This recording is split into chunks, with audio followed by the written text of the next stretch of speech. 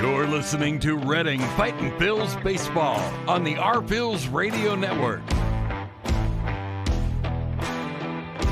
Now, out to the ballpark with your broadcasters, Bob McCool and Jake Starr.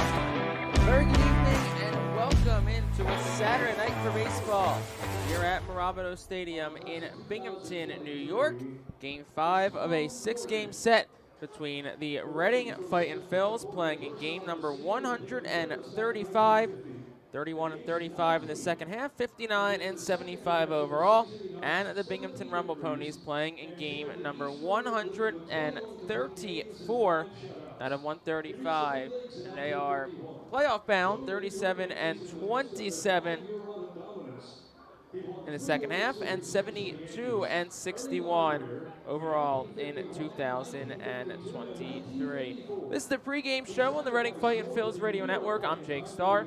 Thanks for joining myself tonight and all week long. The penultimate contest of the 2023 season for the Reading Fightin' Phillies.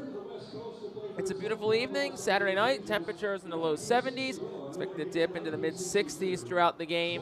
Will be another fall-like evening as the sun sets here at Mirabito Field. Before we get into tonight's game, though, I want to take a quick second and offer our thoughts and prayers to Charlie Manuel, former Phillies manager, the entire Manuel family, and of course our extended Phillies family as well. Phillies put out a release about an hour ago that Charlie suffered a stroke while undergoing a procedure in Florida today. They were able to successfully remove the blood clot, but the next 24 hours will be crucial for Charlie's recovery.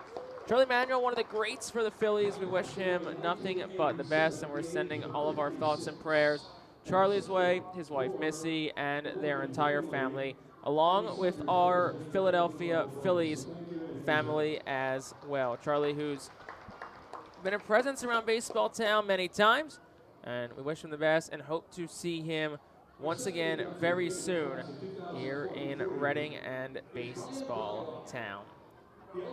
So tonight, teams are even at 2. Reading winners last night 2-1, thanks to 4 straight walks that came in the 7th inning. That gave Reading the 2 runs they needed, and they ended up winning 2-1 in the 9th. Big shout out to Reading's bullpen. That was excellent last night.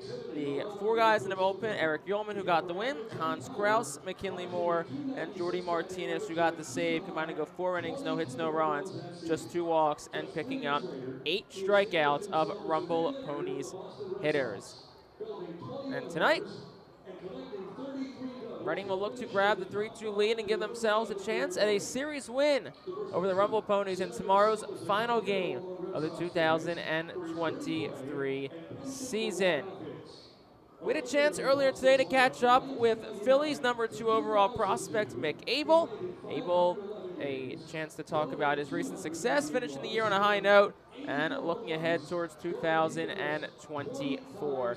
That full conversation with Mick Abel is coming up after this on the Reading Fightin' Phillies Radio Network. International Fireworks is the official fireworks provider of the Our Phillies. International Fireworks shoots every fireworks show throughout the season, including 8 Mega Blast fireworks shows. International Fireworks also provides the pregame fireworks after the national anthem at each game. International Fireworks has a nearby retail store in Douglasville, Pennsylvania, where you can purchase all of your fireworks. Visit fireworksoreus.com for more information about the International Fireworks retail store in Douglasville. Thanks again to International Fireworks, the official fireworks provider of the Our Phillies. Star City Boxing, located at 4760 Schuylkill Avenue in Reading, is a 501c3 non-profit boxing gym unlike any other. Our goal is not only to help you be fit, but to be the best outlet for our youth and community. We welcome anyone who wants to improve their way of life, be fit, and box competitively or non-competitively. We work with you to reach your goals in and out of the gym. Stop in and meet our stars today. Check us out and follow us on Facebook, Instagram, and Twitter for upcoming events and happenings. And visit our website today at starcityboxing.org for more information on how to join, volunteer with our youth, or support our efforts in the community. Star City Boxing is a proud continued 2023 Our Phillies Fiesta Friday partner. The Penn State Health St. Joseph's 67 Club is the original hospitality area at First Energy Stadium. Conveniently located along the third base side, the 67 Club gives you a front row seat to all the action at the hot corner. The area is safely protected from line drives with a large see-through net. Starting at $34, groups of 20 or more can enjoy a 2.5-hour all-you-can-eat buffet. Children 4 and under are free.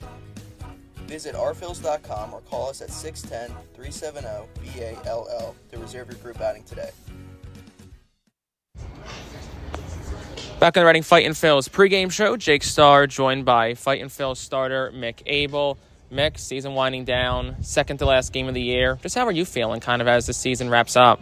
Feel good. I think I've put myself in a pretty good spot with, just how my body's feeling this late in the season. I think try to continue to build off the work I put in last offseason to feel this good. And I think we had a pretty decent year. I think that, as the season went on, things got better and better. And I think I just learned more about myself and, how I should be pitching and going out there with a really solid plan and sticking to that throughout games.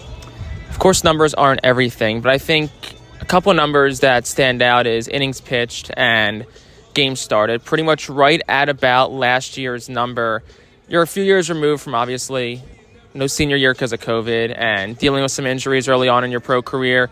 To turn in back-to-back years where you had more than 20 starts, pitched more than 100 innings, how's that feel for you? Feels good. I'm really proud of, the work that I've put in and, the support I've had throughout the off seasons to keep me healthy throughout 2 full seasons in a row. I didn't miss a start the last 2 years.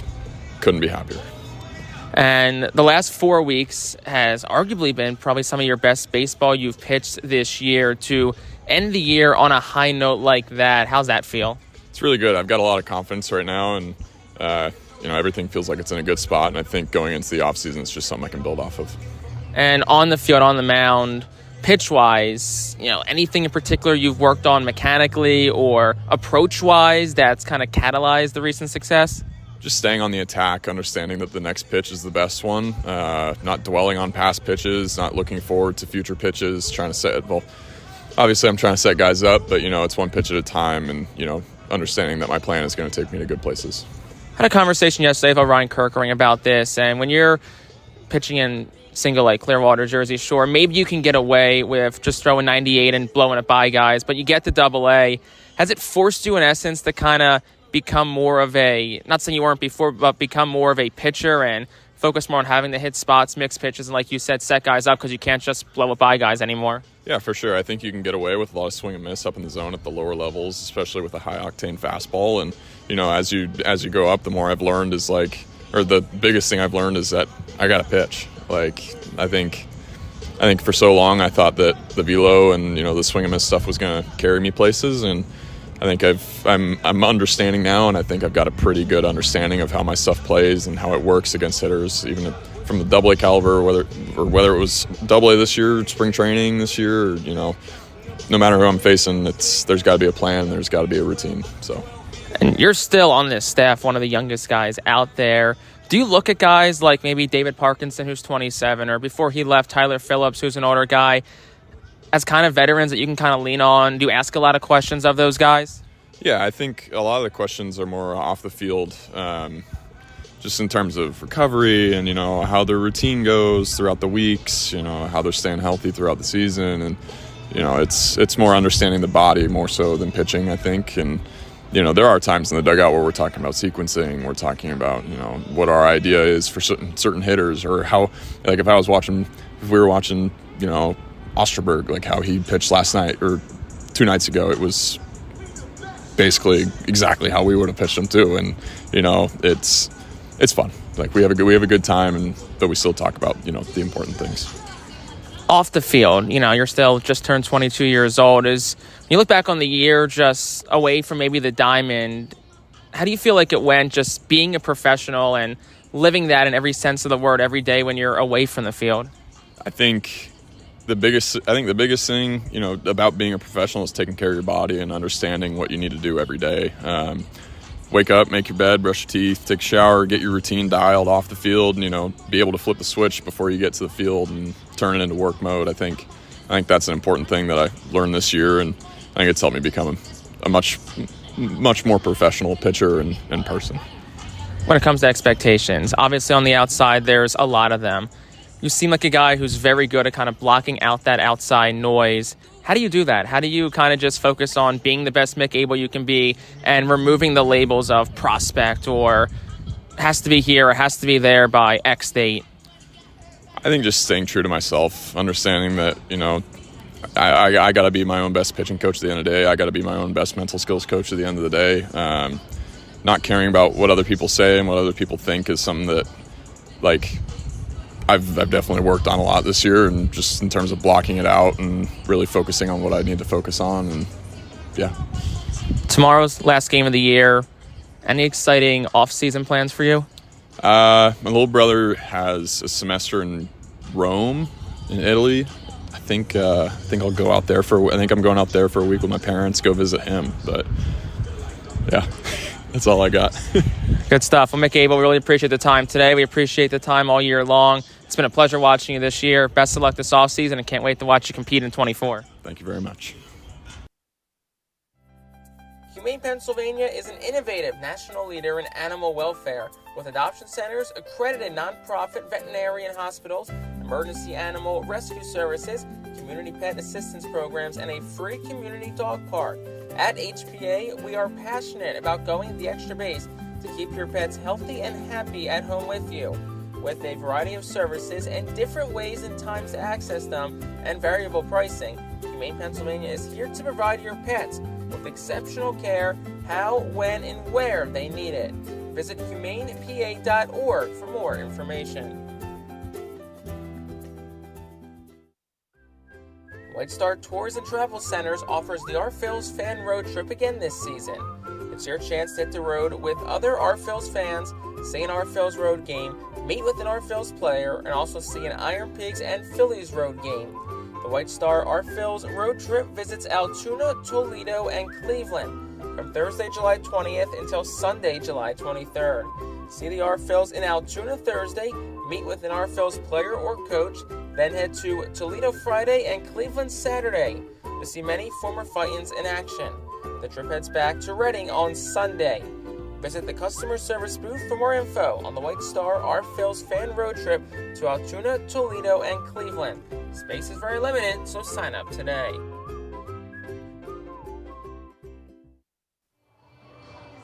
Back on the Reading Fightin' Phillies Radio Network, it's the pregame show. I'm Jake Starr. Thanks for joining me. And once again, a big thank you to Mick Abel for joining us on the pregame show. If you missed any of the Abel interview or just want to re-listen to it in its entirety, you can head back to the beginning of our stream on YouTube and tune on into that. I definitely think it had a chance to talk to Abel a bunch this year, and I've had other outlets talk to Abel too. I think this was definitely one of the really good interviews from Mick Abel. Really gave you a good look into his year, who he is, and the development and growth he has had, and it's something that we talked about. You feel like a guy like Abel, you've seen the results translate on the field the last 4 weeks, last month or so. But somebody who just turned 22 years old, you can hear it in his voice now compared to where he was in April. Just a lot more confident, and he understands what it takes to pitch at this level. And he has done a really nice job getting himself to a good spot, both on and off the field, physically and mentally, heading into the offseason. And for Abel, a good offseason for him. He'll be 22 still for most of next year. And we'll see kind of where he goes. I mean, it would not surprise me in the slightest if Abel goes into spring training next year with a chance to compete for a spot in the Phillies rotation. And if not, should open up in AAA, but we'll see where the Phillies do after spending an entire year, plus a couple of weeks last year here in AA Reading. Tomorrow, the final day of the season, we'll have an extended sit-down conversation with our Phillies manager, Al Pedrique. It's a 1:05 game. We'll go live a little bit earlier tomorrow at 1:40. It's about a 10-minute conversation with Pedrique, so join us tomorrow at 12:40 for a 1:05 first pitch to catch the full interview with Al Pedrique as he reflects for one final time with us on the 2023 season. And a lot more in store tomorrow as we kind of reflect back on 2023 and look ahead to the 2024 season in Baseball Town. Certainly a lot to be excited about, but 2 games remain, and the focus is on tonight's game. Game number 135 for Reading, the penultimate contest of the year. And the R-Phils will send Adam Leverett to the mound. Leverett's opening what's in essence, a bullpen game. Leverett, who's making his 8th start of the year, 35th appearance. He's going to season-high 3 innings 10 times this year, so the hope for Leverett can be you get 3 out of him, and maybe you turn it to Christian Hernandez, who can give you 2. And then from there, kind of see what you got going the rest of the way from there. So that's the Reading side. On the Binghamton side, Benito Garcia was a late change to their rotation, and originally it was Jordan Gieber, but Garcia now will get the start. He's mostly been a reliever this year, so the expectation is similar approach, probably a bullpen game for the Ponies. Maybe we see Gieber piggyback and be more of the bulk man in the middle during tonight's game, but kind of have to wait and see what happens there. But for now, it'll be righty Adam Leverett and righty Benito Garcia for the Rumble Ponies. Look at our out-of-town scores tonight. There's a couple of AA games getting underway. Richmond and Erie up in northwest Pennsylvania getting their postseason preview matchup underway. Of course, Reading and Binghamton sitting underway. Somerset at New Hampshire gets underway at 6:35. Altoona and Akron, a 7:05 start. Harrisburg wins over Bowie. That was a 1 o'clock start. In the capital city at FMB Field, 4-2. Senators the win, and Hartford and Portland were postponed today, or I guess canceled, due to the effects of Hurricane Lee up in Maine. Those 2 teams will finish their series tomorrow. Phillies get underway tonight. Their first pitch is scheduled for 7:15 out in St. Louis in a rematch of last year's National League wildcard round. Lehigh Valley at Rochester about to get underway as well.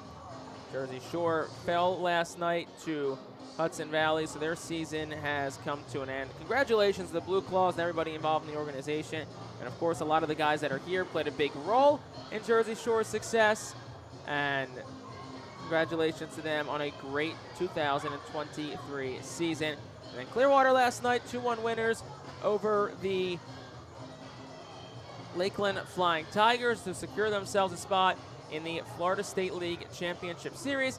They'll take on the Jupiter Hammerheads. Game 1 is tomorrow from Jupiter before game 2 and 3, if necessary, on Tuesday and Wednesday from Baycare Ballpark. Of course, the Phillies spring training home on Tuesday and Wednesday. So best of luck to the Threshers, the team with one of the best records in professional baseball this year. Will look to finish what they started after winning the first half this week against the Jupiter Hammerheads. So best of luck to the Threshers as well. And I mean, just the success of the single A affiliates, high A Jersey Shore and low A Clearwater, gives you a lot of excitement about what's to come here in Reading. Got 2 teams directly beneath you that both made postseason runs. Some guys on this team that helped Jersey Shore and Clearwater, when you look at an Orion Kirkering, that'll be back here next year. So that's a lot to be excited about.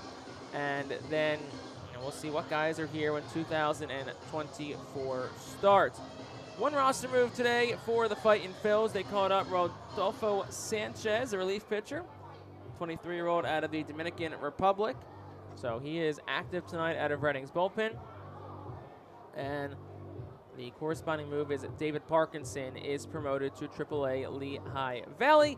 Second time this year, he'll head up to Lehigh Valley. So it looks like hopefully Parkinson will either be out of the bullpen or, he sees deserved an opportunity for a start with AAA Lehigh Valley next week. And we'll see if there's any other moves that follow after tomorrow.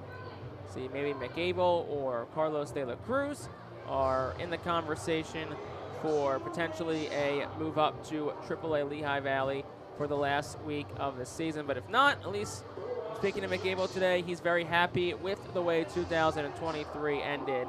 And that's the way it ends.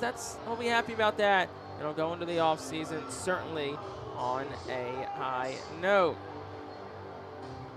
Just awaiting the Rumble Ponies to take the field here at Mirabito Stadium in Binghamton, New York. Once again, you're listening to the R-Phils pregame show I'm Jake Starr. Thanks so much for joining myself tonight. And thank you again to Mick Abel for joining me on the pregame show back in our second segment.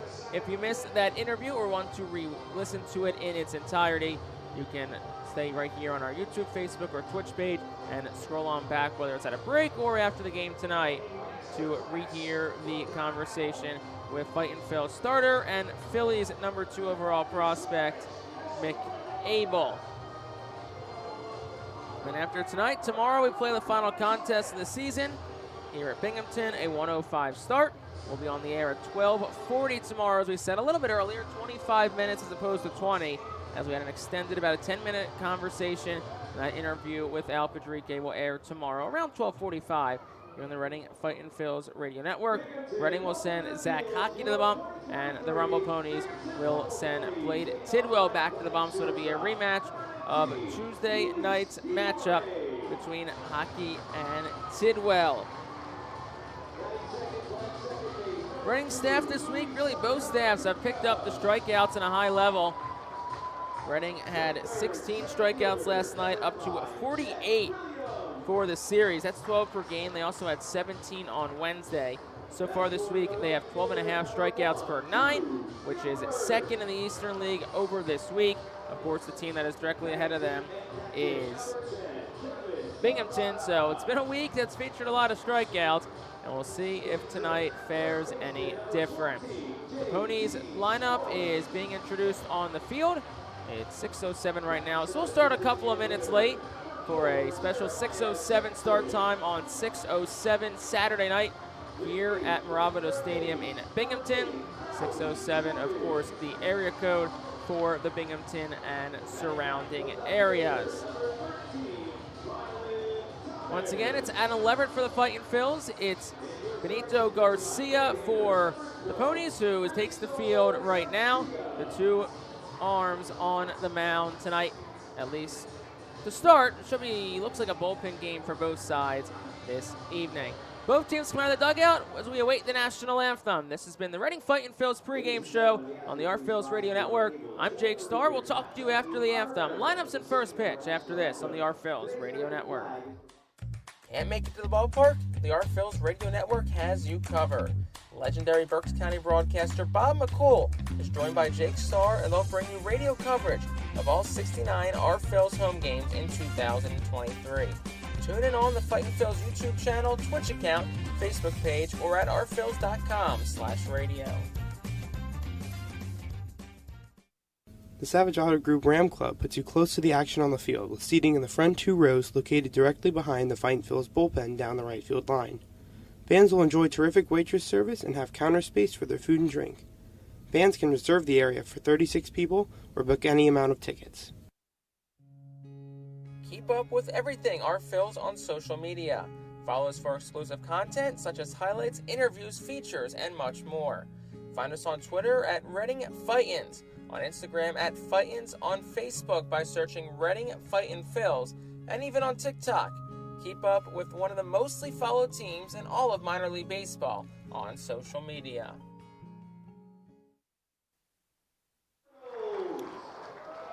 Another awesome performance of the national anthem tonight, performed by the Doolittles here at Mirabito Stadium in Binghamton, New York. Well, it's almost time for first pitch. I'm Jake Starr. Thanks so much again for joining me tonight and all week here on the Reading Fightin' Phil's radio network. Binghamton takes the field. Benito Garcia throws his warm-up tosses, and here is our Golden Oaks Landscaping starting lineup for the Fightin' Phils. Madison Stokes leads off in center. Carlos De La Cruz bats second at first. Oliver Dunn bats third. O plays second. Baron Ratcliffe cleans up and plays right. Rickson Wingrove, the DH, bats fifth. Ethan Wilson, sixth and left. Herbert Iser, the catcher, bats seventh. Casey Martin, the shortstop, bats eighth. And Pedro Martinez, the third baseman, bats ninth. Again, it's Stokes, De La Cruz, Dunn, Ratcliffe, Wingrove, Wilson, Iser, Martin, and Martinez. On the mound for Binghamton, it's Benito Garcia, the right-handed arm, making overall his 30th appearance this year, just his third start between Binghamton, Brooklyn, and St. Lucie. 5-3, a 2.37 ERA, 57 innings pitched, 43 hits allowed, 10 walks, and 48 strikeouts. Kevin Parada will catch him. JT Schwartz plays first. Luis Angel Acuna at second. Luis Guillerme at short. Rowdy Jordan at third. Drew Gilbert in right. Jet Williams in center. And Ryland Thomas in left. Again, right to left in the infield, it's Schwartz, Acuna, Guillerme, Jordan. Right to left in the outfield, it's Gilbert, Williams, and Thomas. Parada, who just threw down, and Garcia are the battery tonight. Madison Stokes steps in from the right side. Beautiful evening in Binghamton, 72 degrees and sunny, thanks to our friends at EPA WA Weather Consultant. Garcia, who will work from the stretch, sets the belt and deals home. And the first pitch is outside for a ball at 6:11 p.m. here on the East Coast.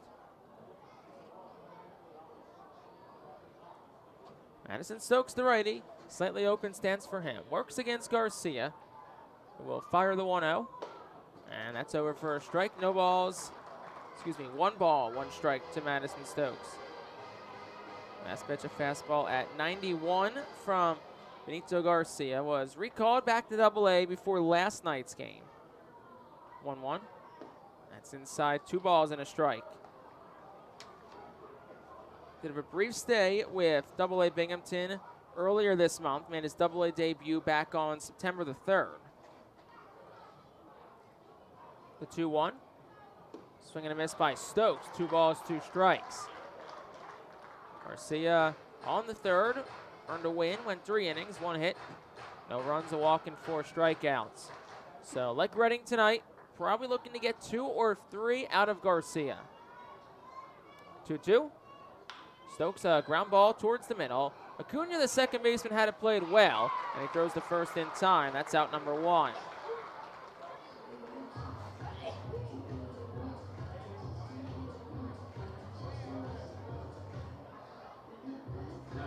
That'll bring Carlos De La Cruz to the plate for the Fightin' Phils. Carlos, who is back at first base this evening after the night off last night. Digs in from the right side, slightly open stance. Garcia's first pitch, and De La Cruz tried to check his swing but couldn't. It's 0-1. 261 is Carlos, sitting at 24 home runs. Love to get to that nice round 25 number before the season's up. 0-1. Swing and a miss. No balls, 2 strikes. Driven in 67 RBI this year. The 6'9", 210-pound righty from Yonkers, New York. Down on the count, no balls, 2 strikes. Garcia set and deals home. And that gets the inside corner for a called strike 3. De La Cruz didn't think so, thought it was below the knees. And that strikeout number 1 for Garcia. That brings Oliver Dunn to the plate. Jae Young Kim, our home plate umpire, he'll call balls and strikes tonight. Crew chief Pete Talkington at third. He had the plate last night, and Paul Romer at first. He'll have the plate tomorrow in the series finale. Dunn digs in, 2 gone in the first. First pitch is inside for a ball, 1-0. Done a night off last night, 2 for 11 in the series so far. Has scored a run, also has doubled, but has struck out 8 times so far this week. Garcia comes ready at the belt. The righty will deal home. That's outside for a ball. 2 balls, no strikes to Oliver Dunn. Right side of the infield has Dunn straight up. Left side has him shaded towards the middle. Guillerme, the shortstop, along with Rowdy Jordan at third. Outfield straight away. 2-0. That just misses inside. 3 balls, no strikes. Dunn's the Eastern League leader this year in walks with 82. And he's up 3 balls, no strikes. Benito Garcia comes right at the belt. 3-0. Swing and a miss. Dunn chased what looked to be ball 4. And it's 3 balls, 1 strike. 90 with some sink to it from Benito Garcia. 3-1. Dunn will take. That's on the outside corner. Now 3 balls, 2 strikes.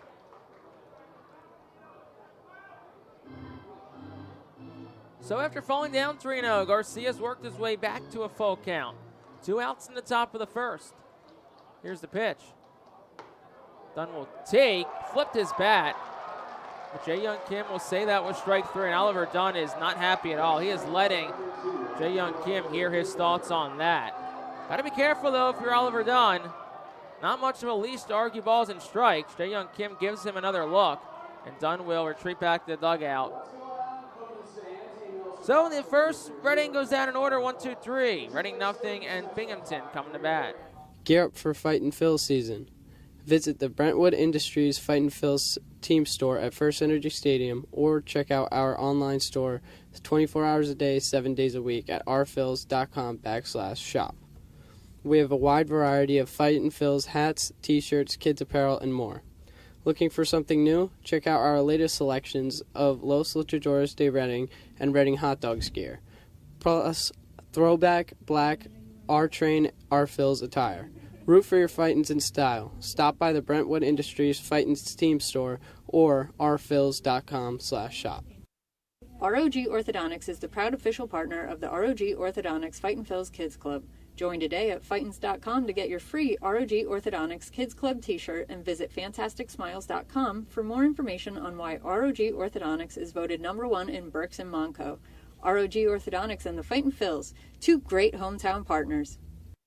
Fans, nothing beats a great day at Golden Oaks Golf Club. Located just minutes from Reading, Golden Oaks is a beautiful, award-winning golf course open to the public with perfect greens, lush fairways, and a course playing for 5 sets of tees. Bogey's Pub is open to the public with the area's best full-course menu, featuring indoor and outdoor seating and TVs to watch your favorite sports teams. Let the Golden Oaks Golf Club team cater to your need. Lunch, dinner, golf outings, parties, company events, and fundraisers. Visit our website at GoldenOaksGolfClub.com and follow Golden Oaks Golf Club and Bogey's Pub on Facebook. Golden Oaks Golf Club, where great memories are made. Luis Guillerme digs on in the bottom half of the first inning against Fightin Phil's starting pitcher, Adam Leverett, tonight. We'll have the Ponies starting lineup, more on Leverett in a moment. First pitch is over for a strike, 0-1. Guillerme leads off, Luis Angel Acuna second, Chet Williams third, Drew Gilbert fourth, Kevin Parada fifth, JT Schwartz is sixth, Jeremiah Jackson seventh, Rowdy Jordan eighth, and Rylan Thomas is ninth. Guillerme over and off speed pitch from Leverett, it's 0-2. Guillerme, Acuna, Williams, Gilbert, Parada, Schwartz, Jackson, Jordan, and Thomas. The 0-2, upstairs 1-2. Herbert Iser will do the catching tonight. Carlos De La Cruz at first, Oliver Dunn second, Casey Martin at short, and Pedro Martinez at third. Baron Ratcliffe in right, Madison Stokes in center, and Ethan Wilson in left. 1-2. Just misses beneath the knees, 2 balls, 2 strikes. Right to left in the infield, De La Cruz, Dunn, Martin, Martinez. Right to left outfield, Ratcliffe, Stokes, Wilson, Leverett, and Iser the battery. 2-2. Swinging a ground ball softly hit towards first. De La Cruz waits back on it, and he'll take it to the bag himself. Out number 1.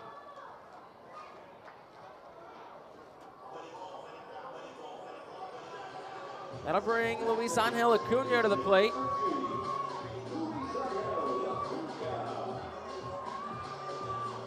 Acuna 0 for 4, 3 strikeouts last night. Stands in from the right side against Leverett. First pitch is inside for a ball, 1-0. 35th appearance for Leverett. He's 0-5, a 4.03 ERA. Also start number 8, 60 1 third innings pitch, 61 hits allowed, 25 walks, 49 strikeouts. Opponent's 269 off him. Next pitch misses up and away, it's 2-0.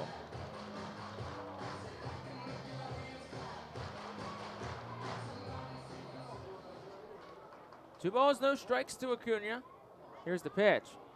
That's low and away, 3 balls, no strikes. After striking out 3 times last night, Acuna's ahead early here. Infield will play him to go to the left side on the ground. Outfield straight up. 3-0.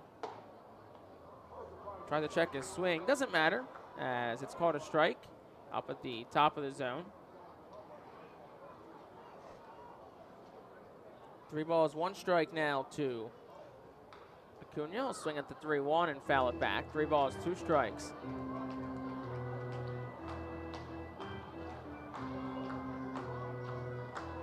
Speedy Acuna, full count to him. Definitely somebody you want to keep off the base pass if you're Reading. Here's the pitch.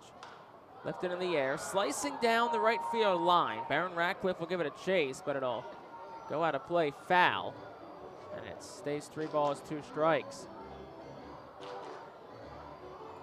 Hope for Reading is that they can get 3 out of Adam Leverett tonight. Probably a similar hope for Binghamton and Benito Garcia. 3-2. That's a ground ball towards the middle. Martin over, and it kicks off his mitt, and it trickles into shallow center field. Nobody's covering second, so Acuna will lose his speed to get there. And it's 2 bases for Acuna. We'll see what they rule it, whether it's a hit and an error or just a straight-up hit or a straight-up error. Was a tough play on Casey Martin, and nonetheless, Acuna's on second with 1 away for Jet Williams. Always hit hard up the middle, 93 off the bat.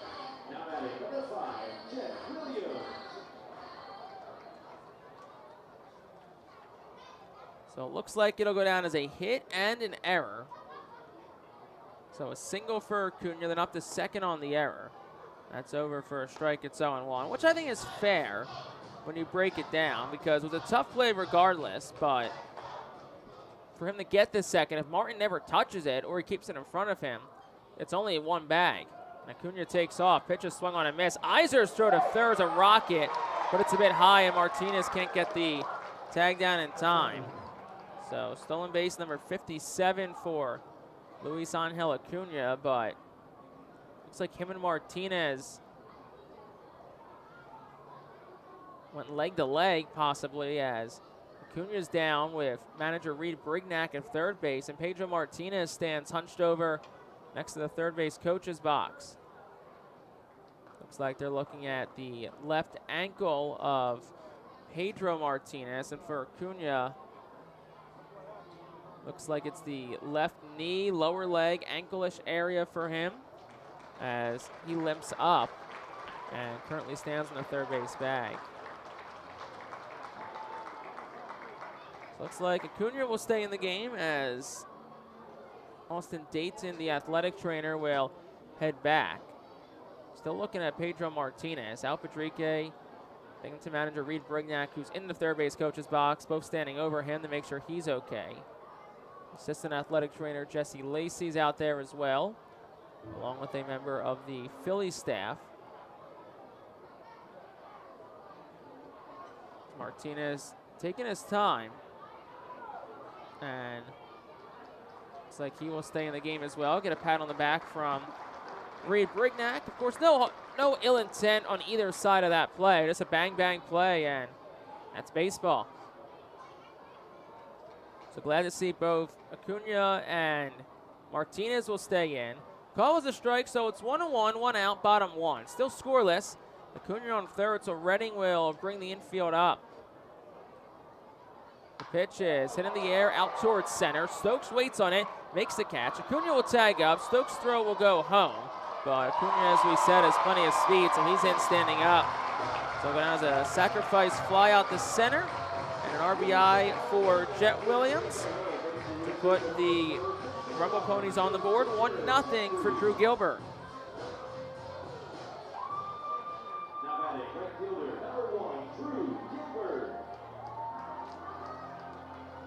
Of course, it might seem a little early, in essence, for Reading to bring the infield up, but when you consider the offensive struggles this week, through 4 games, they've gone 1 run, 3 runs. First pitch is a strike, 0-1. 1 run, 3 runs, 1 run, 2 runs. 7 runs total this week through 4 games. Every run really at this point is pretty valuable. 0-1, swing and a miss. 0-2, nice off speed from Leverett. Now he's a strike away from getting out of this inning. 17 pitches thrown so far for Adam Leverett here in the frame. So we said Reading's hoping to get 3 out of him today if they can, or at least around that number. 0-2. Upstairs for a ball, 1-2. Fastball at 94. Leverett last pitched last Friday against Portland. open the second game of a doubleheader. 1-2. Swing and a miss. Struck him out. And Drew Gilbert is down on strikes to retire the side in the first. 1 run for Binghamton on a hit. There was an error, and they leave none on base. We'll go to the second. Ponies up 1-0. Empowering communities one relationship at a time is our commitment at Tompkins. Our customers have thrived thanks to our focus on local lending and their commitment to the customers they serve. They do a great job. Everything for us, from our banking, our insurance, to our wealth management. Tompkins has always been there for us. We see a long relationship with Tompkins. They're good people. Tompkins, banking, insurance, wealth. Member FDIC Equal Housing Lender. Investment and insurance products are not FDIC insured, not bank guaranteed, and may lose value. Our Phillies fans can continue to expect great performances all season long on the Burke's Commercial Roofing stage. It's the home of great local talent, including the Our Phillies mascot band. Burke's Commercial Roofing prides itself on being a locally owned and operated company that puts an emphasis on customer service. They provide free on-site estimates and can handle any size repair, restoration, or replacement. Visit burkscommercialroofing.com or call 610-717-3949 for more information. And don't forget to sit back, relax, and enjoy the show at the Burke's Commercial Roofing stage at America's Classic Ballpark. Burke's Packing is a family-owned and operated meat processor located here in Reading, specializing in hot dogs, ham, specialty meats, and more. Burke's Packing provides America's Classic Ballpark with quality products, including the highly acclaimed flat-top grilled hot dog. Join us for Burke's Packing Sunday Family Fun Days at Sunday home games all season long at First Energy Stadium.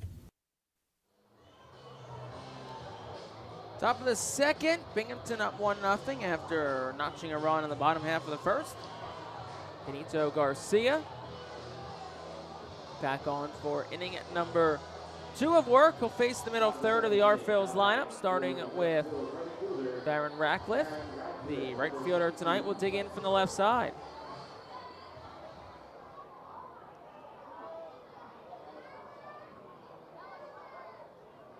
Garcia's ready at the belt, deals home.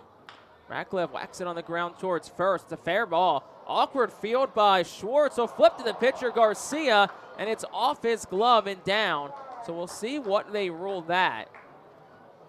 Was hit down the line, deep in the hole at first. So Schwartz had to back up on it, and Garcia was late to get to the bag. So it was a last-second flip that Garcia couldn't handle, and Reading has a leadoff base runner.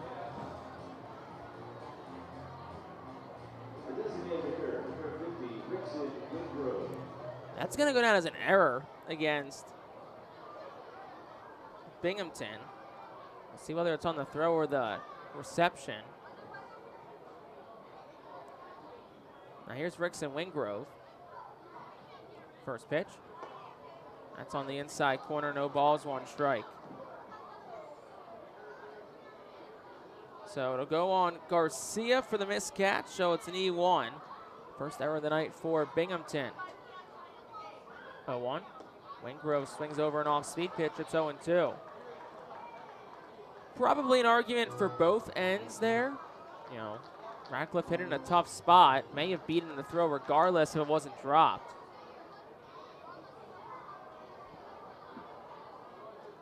0-2. That's a ground ball hit towards second. Acuna has it, flips the yard away for 1. His turn by the shortstop's in time. And that erases the base runner. 4-6-3 double play. 101st twin killing that the Ponies have turned this year. And that'll bring Ethan Wilson to the plate with 2 outs in the inning.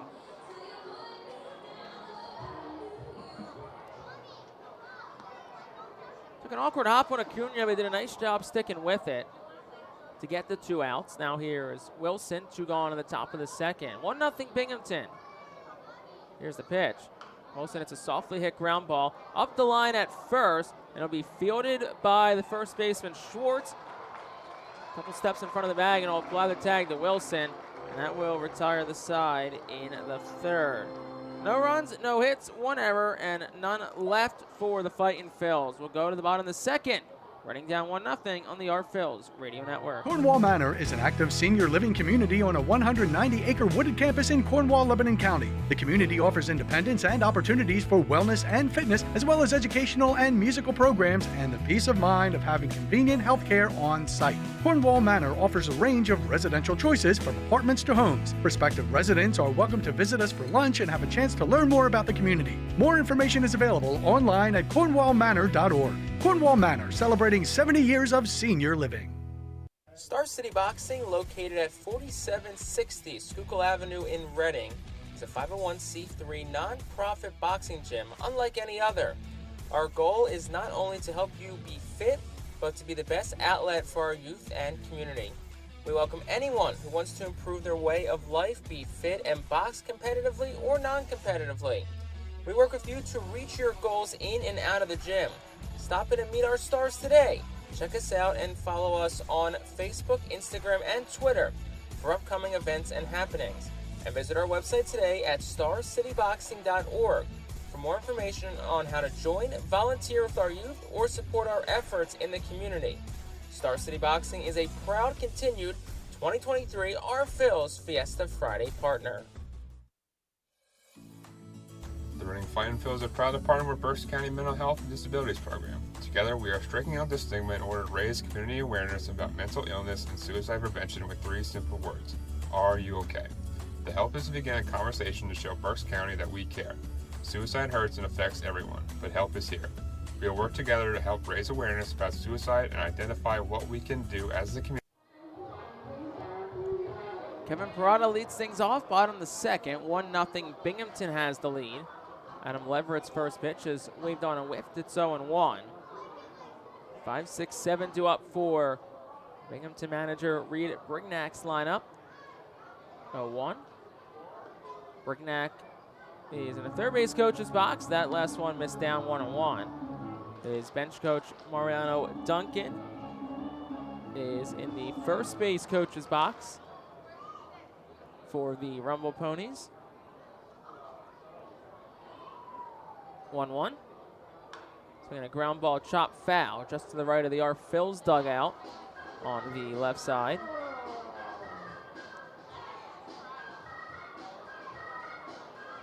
Both Brignack and Duncan, former members of the Philadelphia Phillies. Duncan a part of the 1993 National League Champions team. Brignack played 37 games for the Phillies in 2014, the 1-2. Misses up, it's 2-2. Binghamton in their Saturday night 607 uniform, 607 the area code here for Binghamton. Jerseys are blue with navy blue skyline on it. 2-2 is on the outside corner, called strike 3. Kevin Parada didn't think so, but it looked like it was in the zone. Strikeout number 2, back-to-back for Leverett, dating back to last inning. And that brings JT Schwartz to the plate. Red Bing, B-I-N-G, written across the front. Red numbers on the back, white pants, navy blue stripe down the side. First pitch to JT Schwartz is fouled back at 0-1. Binghamton wears red caps tonight with a white B on the brim. Well, not the brim, on the front, just above the brim, the 0-1. Strike 2 at the knees, it's 0-2. Reading in their road grays for the second straight night. Reading written in navy blue script across the front. Block letter and numbers in navy blue on the back. Red numbers on the lower left of the shirts. And gray pants with navy blue stripe down the side. Reading in their red road caps with the navy feathered R. And that one is inside, hits off the front shoulder of JT Schwartz on an 0-2 fastball. Lever was trying to go inside and just missed a bit too far in, and it's a one-out base runner.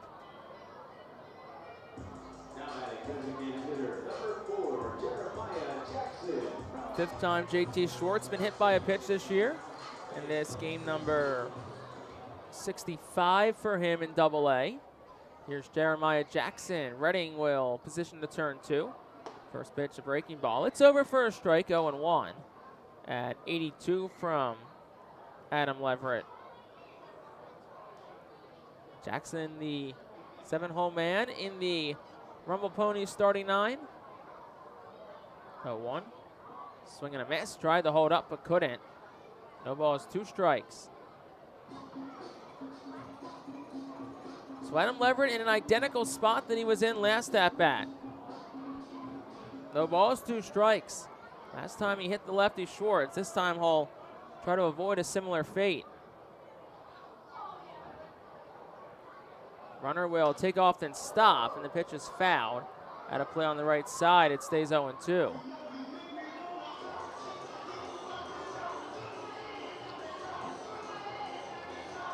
Jackson, who played last night, 0 for 4 with a strikeout. Quiet night offensively for the Rumble Ponies offense. We'll throw over towards first, and the ball is dropped by De La Cruz. It doesn't roll too far away, so Schwartz will remain on first. Schwartz 4 for 4 in the stolen base compartment this year. As he gets his lead off first, 0-2, 1 out, the pitch. And that's a slider that misses just down beneath the knees from Adam Leverett, so it's 1-2. 31 pitches tonight for the Phillies righty Leverett. 6'4", 190 pounds from Macon, Georgia. 1-2. Up and away, 2-2. Leverett, who will be 25 years old on Tuesday, September the 19th. So happy early birthday to Adam Leverett. And he has a 2-ball, 2-strike count here to Jeremiah Jackson. 2-2. Upstairs fastball that's swung on and foul down the right side and out of play.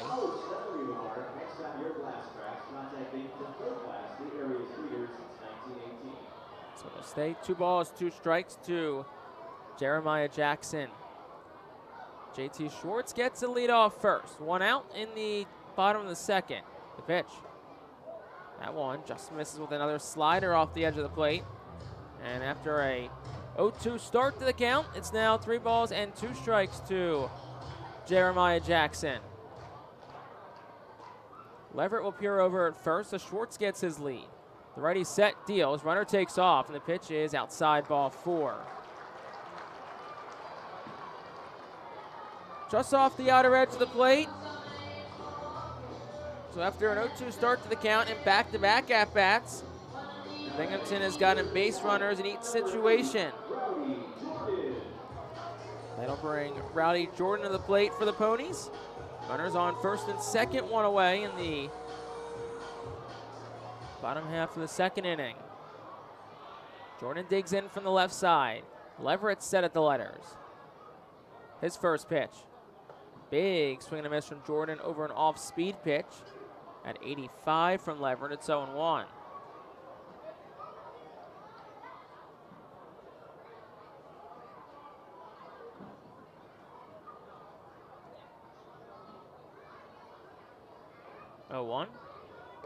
That's down and in. 1 ball, 1 strike.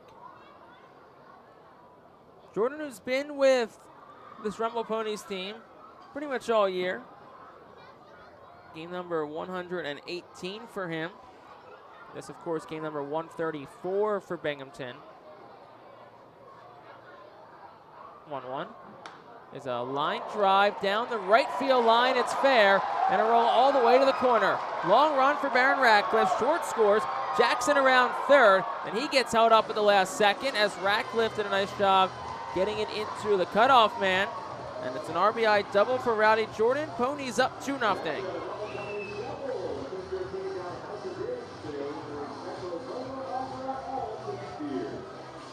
Jeremiah Jackson gets up to third on the play. And Binghamton still threatening. Was a slider at the knees that wasn't hit too hard, just 85 off the bat, but he hit it in the right spot. Now we'll get a mound visit for Adam Leverett from pitching coach Brad Bergeson.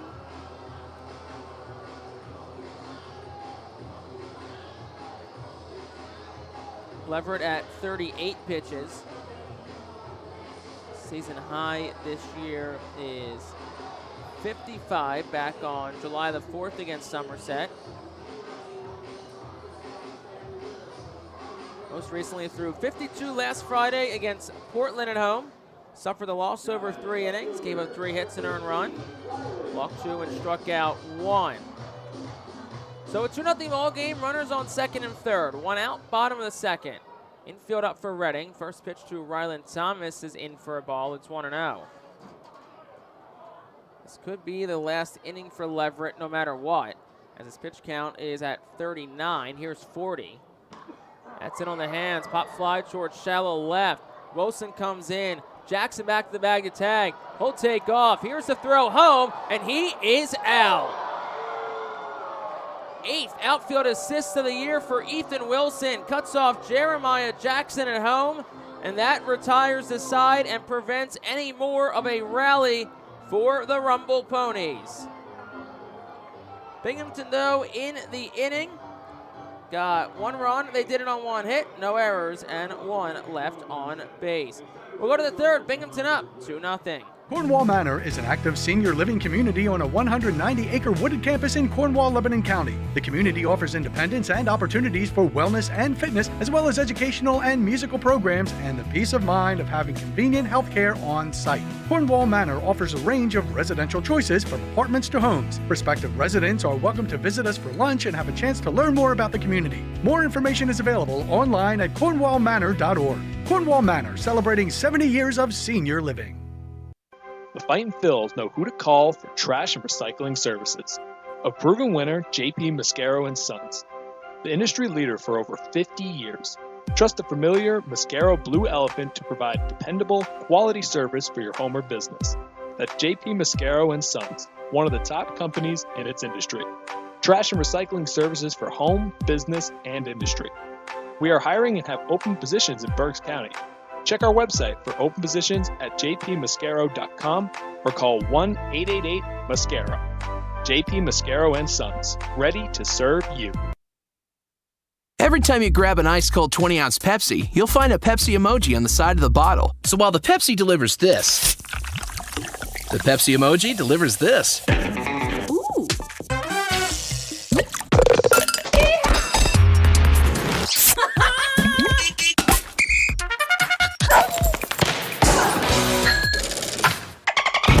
So go ahead, crack open a Pepsi, and tell the world how you feel and what you love with Pepsi emojis. Say it with Pepsi. Herbert Iser leads things off in the top of the third inning. Still a 2-0 lead for Binghamton. First pitch is outside for a ball. 1-0 from Benito Garcia, who has been strong through 2 innings so far tonight. Here's the 1-0 to Iser. That one's lifted in the air well, out towards left center. Thomas and Williams each go back. Thomas, left footer, is there. He makes the catch, and that's out number 1.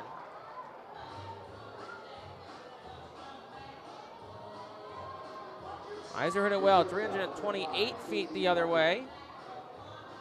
Thomas able to track it down. That brings Casey Martin to the plate. 2-0 Ponies on top. Jake Starr on the call here from Mirabito Stadium. First pitch to Martin is waved on and whiffed. It's 0-1 on an off-speed pitch from Benito Garcia.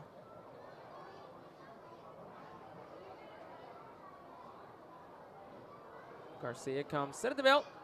Here's the pitch. Martin will take appeal. They'll go to first, and Paul Romer will say no swing. Martin, the 8-hole hitter in the Phillies lineup. Bottom third coming through here. Here's the 1-1. And Martin will hit one off the hands, in the air, left side of the infield. Routed Jordan's in and comes across the pitcher's mound, makes the catch, and then tumbles to the ground. And that's out number 2.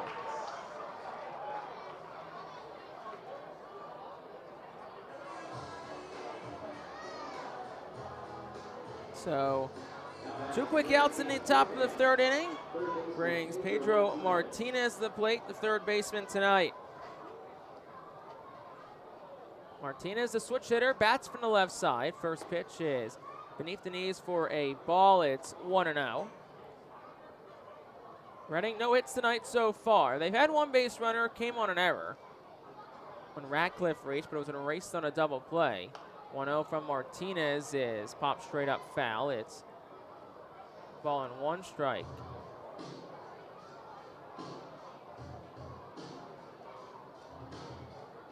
Two outs in the top of the third. Binghamton up 2-0. Bases are clear. Garcia's ready, deals home. That's down for a ball. 2 balls, 1 strike. Last pitch was number 28 for Benito Garcia. So we'll see if they try and push him another or if they're satisfied with 3 from him tonight. Should he get this last out? 2-1. Martinez will take an off-speed pitch on the outside corner, 2-2.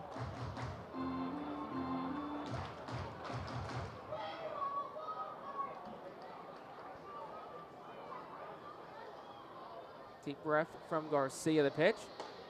That's inside for a ball. 3 balls, 2 strikes. Kevin Parada tried to present it up for plate umpire Jae Young Kim, but said it was in for a ball.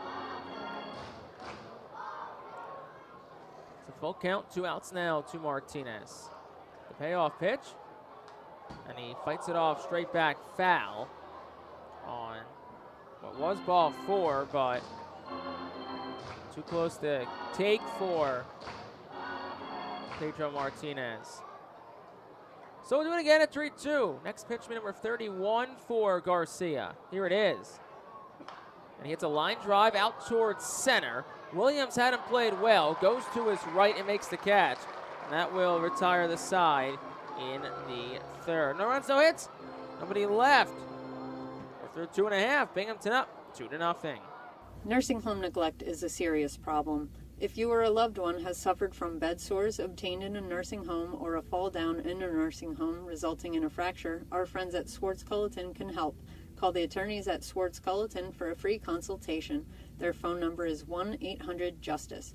That's 1-800-587-8423. Once again, call 1-800-JUSTICE today. Swartz-Culleton is a proud sponsor of the Reading Fightin' Phils. Humane Pennsylvania is an innovative national leader in animal welfare with adoption centers, accredited nonprofit veterinarian hospitals, emergency animal rescue services, community pet assistance programs, and a free community dog park. At HPA, we are passionate about going the extra base to keep your pets healthy and happy at home with you. With a variety of services and different ways and times to access them and variable pricing, Humane Pennsylvania is here to provide your pets with exceptional care, how, when, and where they need it. Visit humanepa.org for more information. The Enersys Power Alley Pub features a 2.5-hour all-you-can-eat buffet, private bar with bartender, 2 rows of seats, bar stool seating, and 4 cafe tables. The pub provides your party a private area to enjoy the ball game away from other fans. The Enersys Power Alley Pub may accommodate groups of 40 to 60 people. Enjoy socializing with your group and watch the game with a unique vantage point. Bottom of the third, top of the lineup, 2 up for the Rumble Ponies. Luis Guillerme, the leadoff man, steps on in. 0 for 1 tonight. Grounded out the first, his first time up. Adam Leverett back out for Reading. His first pitch is line foul to the left side. It's no balls and a strike. Heard that loud bang and off the stanchion. Covering the seats to our left from up here in the press box behind home plate. Shot straight down. 0-1. It's in tight, 1-1. Third inning of work for Leverett. Appears to be some stretching, though, in the Phil's bullpen. See Tristan Garnett stretching, but I'd be hard-pressed to believe that he would be coming in. Probably more of a late inning arm for Reading. Next pitch was fouled back. It's 1-2. Garnett available tonight. Orion Kirkering definitely available tonight. He's had a couple of nights off since his 6-out save on Wednesday. 1-2 is a softly hit ground ball to second. Oliver Dunn gobbles it up and flips to first for out number 1. That'll bring Luis Angel Acuna to the plate for the Rumble Ponies. They lead 2-0 in the bottom of the third. Bases are clear. 1 out. course, Reading will definitely want to get Orion Kirkering some more work before the season is up. First pitch, ground ball softly to third. Pedro Martinez charges, flips on the run, and it's in time. That's out number 2. Ideal start to this third inning for the Fightin' Phil's defense and Adam Leverett. That brings Jet Williams to the plate. But if Reading doesn't have a save situation tonight, then you'll probably 100% see Kirkering in tomorrow, regardless of the outcome or situation. First pitch to Jet Williams, misses outside for a ball, 1-0.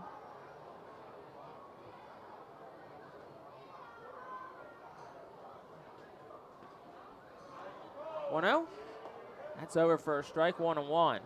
Probably the last inning for Leverett. That was pitch number 47. As we said, just speculating maybe Christian Hernandez next for a couple. Could be Carlos Francisco too. 1-1's over for a strike, 1-2. And Williams will ask for and be granted time from home plate umpire Jae Young Kim. It's 1 ball, 2 strikes to Jet Williams. 2 outs here in the inning. Leverett ready at the letters, deals home. That's outside and up. It's 2-2. Left side of the infield straight up against Williams. The right side is shaded towards second. The outfield plays him to pull the ball. 2 balls, 2 strikes. Leverett will deal home. And he fights it off foul, barely. And it hits off the fencing softly by the on-deck circle on the right-hand side where Drew Gilbert currently occupies for Binghamton. Next man up should Williams reach. The pitch. Swing and a miss. He struck him out. 3rd strikeout tonight for Adam Leverett, and that's it for the night. Certainly a good way to finish it. No runs, no hits, nobody left. Through 3, 4th up next. Binghamton up 2-0. Nursing home neglect is a serious problem. If you or a loved one has suffered from bed sores obtained in a nursing home or a fall down in a nursing home resulting in a fracture, our friends at Swartz Culleton can help. Call the attorneys at Swartz Culleton for a free consultation. Their phone number is 1-800-JUSTICE. That's 1-800-587-8423. Once again, call 1-800-JUSTICE today. Swartz Culleton is a proud sponsor of the Reading Fightin' Phils. Are you looking for a reliable food distributor to meet all your culinary needs? Look no further than our trusted team at Feaser's Food Distributors. For over 120 years, our products have been sourced from the best farms and suppliers, ensuring that you get the best ingredients for your restaurant or organization. From fresh produce to premium meats, Feaser's supplies everything but the appetite. Visit Feasers.com today to experience the difference in working with a top-tier, family-owned food distributor. Feaser's, your partner for success in the kitchen. Looking for a fast and hassle-free way to get your snacks and non-perishable groceries? Look no further than FeasersDirect.com. With just a few clicks, discover the convenience of having your culinary essentials ready for a pickup at our headquarters in Harrisburg. The Reading Fightin' Phils are pleased to present you with their classic game program, all electronically. This program has information on the coaching staff, player roster, and front office staff. It also includes feature stories and alumni reports on all of your favorite guys who spent time in baseball town. Visit ourphils.com/programs to check it out. Top half of the 4th inning. 2-0 Binghamton has the lead. Top of the lineup due up for Reading against Benito Garcia, who is usually the spinning reliever this year, but he gets a chance to start tonight. He's looked good so far against this Reading offense.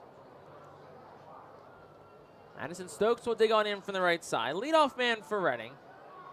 0 for 1 so far tonight. First pitch will take down for a ball. It's 1-0. Stokes' first time up, grounded out the second to lead off the ball game. The 1-0 is lifted in the air off the hands, and it'll go behind home plate and out of play foul. 1 ball, 1 strike. Stokes was 0 for 3 a night ago, did walk a couple of times, one of them being a important one, drove in a run. The go-ahead run for Reading, 1-1, is hit on the ground towards the Phil's dugout. And a nice stop in the dugout by Our Phil's pitching coach, Brad Bergeson, who shows off his new prize, holds it in the air, and then flips it into the bucket behind him. 1-2. That's on the inside corner. A call at strike 3. I don't think Madison Stokes loved the call, but he's down on strikes. And it's the third strikeout tonight for Benito Garcia. That'll bring Carlos De La Cruz to the plate. Carlos 0 for 1 tonight. He struck out looking his first time up in the first. First pitch to him. Swing and a miss, 0-1. Carlos hitting 260, scuffling a bit as of late. Hitting just 129 across his last 10. 0-1 is over for a strike, and he's suddenly in a whole 0-2. 24 home runs. Has been locked there for 9 days now since his last. 0-2. That's just inside for a ball, 1-2. Kevin Parada looked very much ready to toss the ball around the base pass, but Jae-Young Kim said it was a ball. 1 ball, 2 strikes now to De La Cruz. The pitch. Swinging a ground ball towards third. Scoop by the third baseman, Jordan, deep in the hole. His throw to first goes way over the head of the first baseman, J.T. Schwartz. So that should be a base hit for De La Cruz. And obviously not the most typical base hit in the world, but you'll take it if you're Carlos. You hit it well, 106 off the bat down the line. So first hit of the night for Reading, second man to be aboard. That'll bring Oliver Dunn to the plate.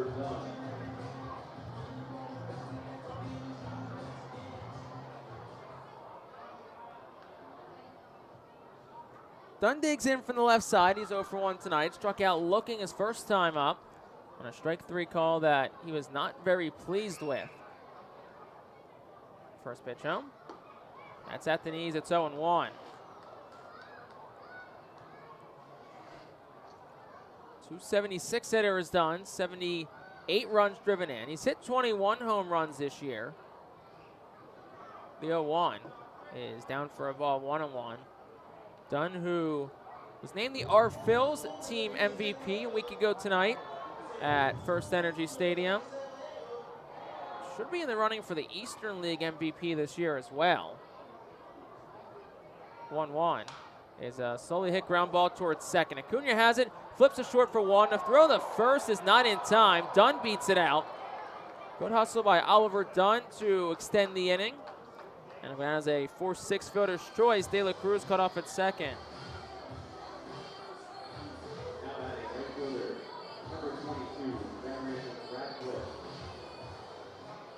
That'll bring Baron Ratcliffe to the plate for the Fightin' Phils. 2 gone on the top of the 4th. 2-0 Binghamton has the lead.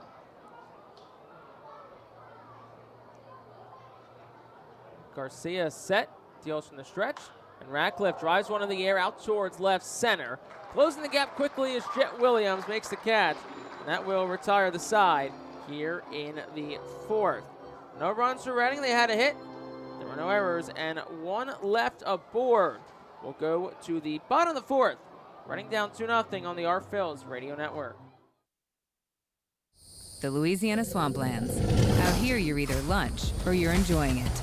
Make sure you end up on top with the all-powerful lineup of Kia SUVs, like the Telluride, Sportage, and Sorento, equipped with available all-wheel drive, higher ground clearance, and the interior capacity to bring everything you need, so you'll always remain more than a gator's length ahead. Visit your local Kia dealer today to find your next adventure in our ever-capable lineup of SUVs. Kia, movement that inspires. Call 800-3334-KIA for details. Always drive safely.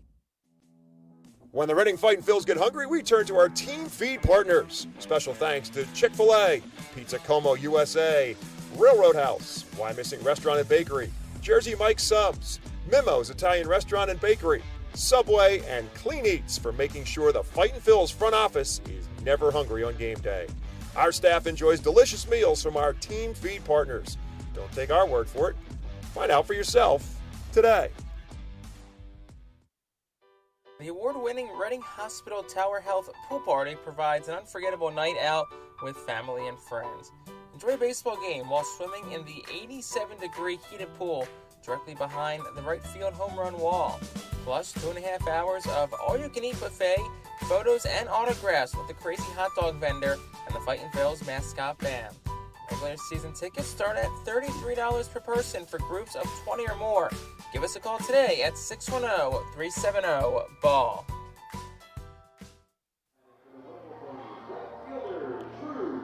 Bottom of the fourth inning, 2-0 Binghamton on top over Reading in Game 5 of 6 of this final series of the 2023 season. Drew Gilbert leads off. Adam Leverett back out for Reading. His first pitch is over for a strike. It's 0-1. 4-5-6 due up for the Rumble Ponies here in the inning. Adam Leverett just drew pitch number 52. Here's the 0-1 is swung on and missed. It's 0-2. Leverett will set a new season high in pitches. Previous was 55. And if he can get one out, he'll set a new season high in innings pitched as well. Leverett has started in his career. Entering tonight, he's made 41 starts across 95 career appearances. 0-2 is rocketed foul down the right field line. Goes out of play. Count stays 0-2. Ball was hit hard.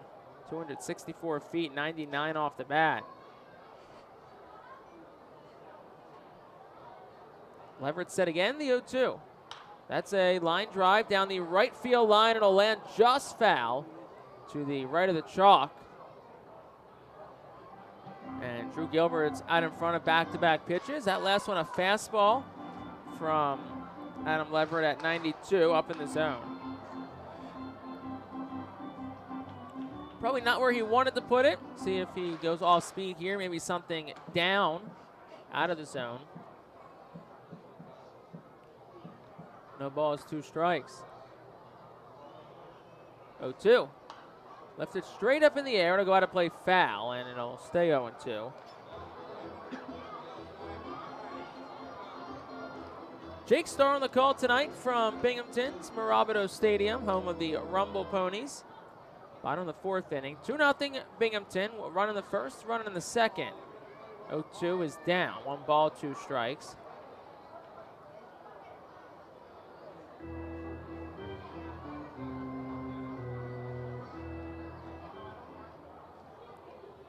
Leverett's ready. Here's the pitch. And that's pounded straight down foul. Looks like it may have gotten a piece of the front foot of Drew Gilbert, but he looks okay.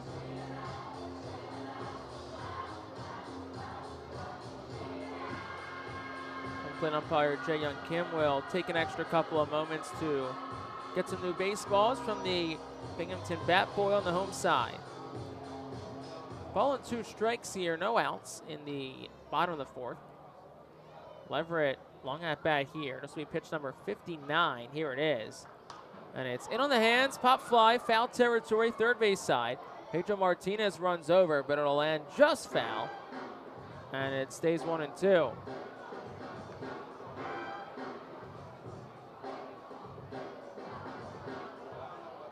At bat started 0-2 to Drew Gilbert.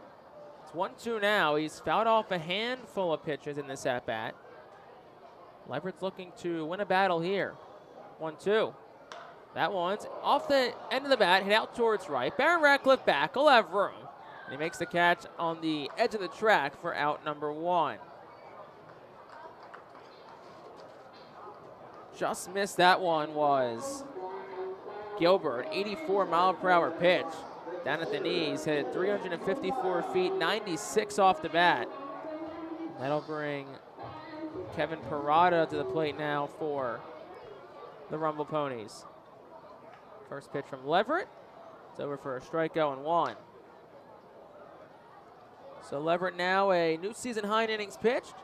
And he has set a new season high in innings pitched. 0-1 is out for a ball, 1-1. I think I said innings pitched twice. Season high in pitches, now it's 62. And season high in innings pitched, now 3 1/3. Topped his previous high at 3 that he's done 10 times this year. 1-1 is fouled back, 1-2. Really at this point, anything over 3 innings from Leverett is basically gravy now. Probably his last inning, you have to assume. He's at 63 pitches. Here's the 1-2. That's down 2-2. Leverett, who hasn't pitched since last Friday, September the 8th, at home against Portland. Before that, it was a week prior against New Hampshire. 2-2 is softly hit on the ground towards third, but foul. Off the facing of the R. Phil's dugout. Stays 2-2.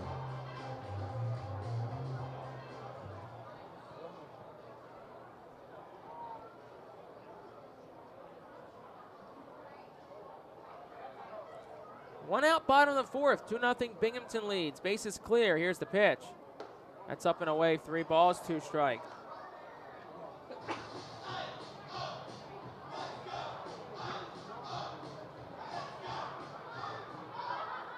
So another long at bat here as Parada's worked his way back in the count. The 3-2. Swing and a miss.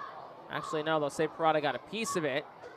Iser couldn't hold on to it. It scored it out of his mitt at the last second. The count stays full, 3-2. Parada's 0 for 1 tonight. Struck out looking in the second. Was the second of 3 strikeouts currently for Adam Leverett. Here's the pitch. That's a hot shot ground ball towards short. Friendly hop from Martin, who backhands it. Takes his time to get it across as Parada wasn't running fully. And it's out number 2.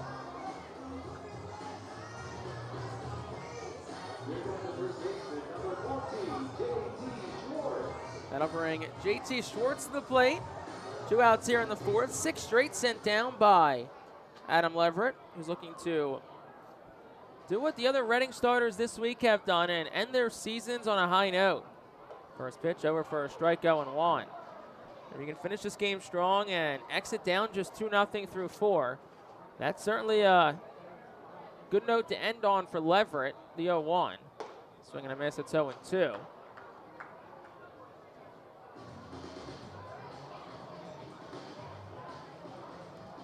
So another 0-2 count for Leverett, this time against Schwartz. Look to end it quickly. Leverett at 70 pitches now tonight through 3 2/3. The righty works only from the stretch, comes set and deals. And that's fouled straight back off the netting behind home plate. And it'll stay 0-2. Binghamton's did a good job of working Leverett's counts tonight. Sad pitch count at 71. He's given up 2 runs so far, just 1 earned, so makes the line look even a little bit better. Here's the 0-2. Just missed inside. Adam Leverett was halfway to the dugout. Herbert Iser was ready to throw it down, and it just missed. May have clipped the inside part of the zone, but Jae-Young Kim said nope, it was inside. 1-2. That's down. 2-2. Skips away from Iser. Now the count's even, and what was a borderline ball call now has allowed Schwartz to get back in the at-bat. Schwartz was hit by a pitch in his lone plate appearance tonight, back in the second. Leverett is ready. Oh, comes set of the letters. Here's the pitch. And that one also just misses off the outer edge of the plate. That one a bit more out than the other one. Out of the zone, that is. That's a 3-2 count. 2 outs. Next pitch will be number 75 for Adam Leverett. Infield, outfield, both straight up against Schwartz, the lefty. Here's the pitch. That's inside, ball 4.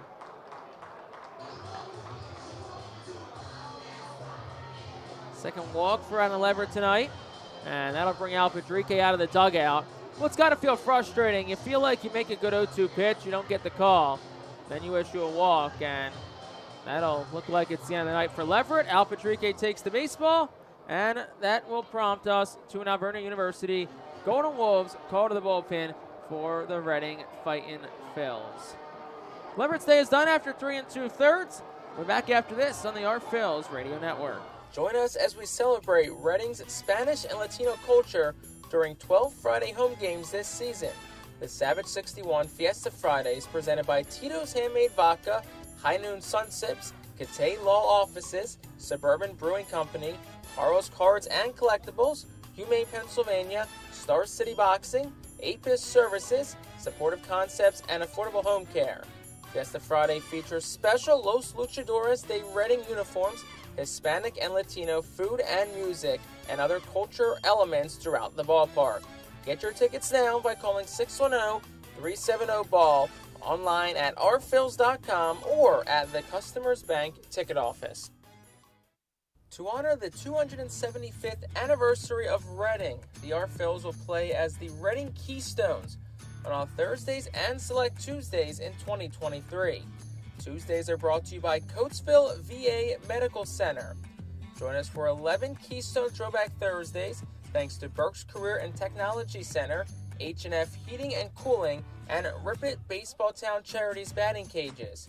Come celebrate the 275th anniversary of Reading and enjoy some great baseball on Throwback Thursdays in 2023.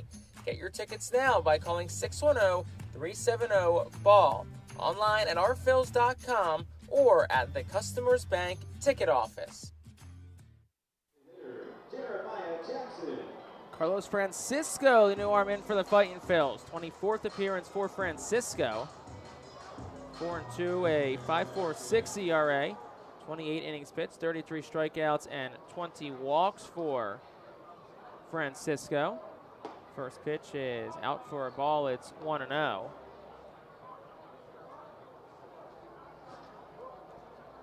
Francisco in relief of Adam Leverett inherits a man on first. 2 outs in the bottom of the fourth.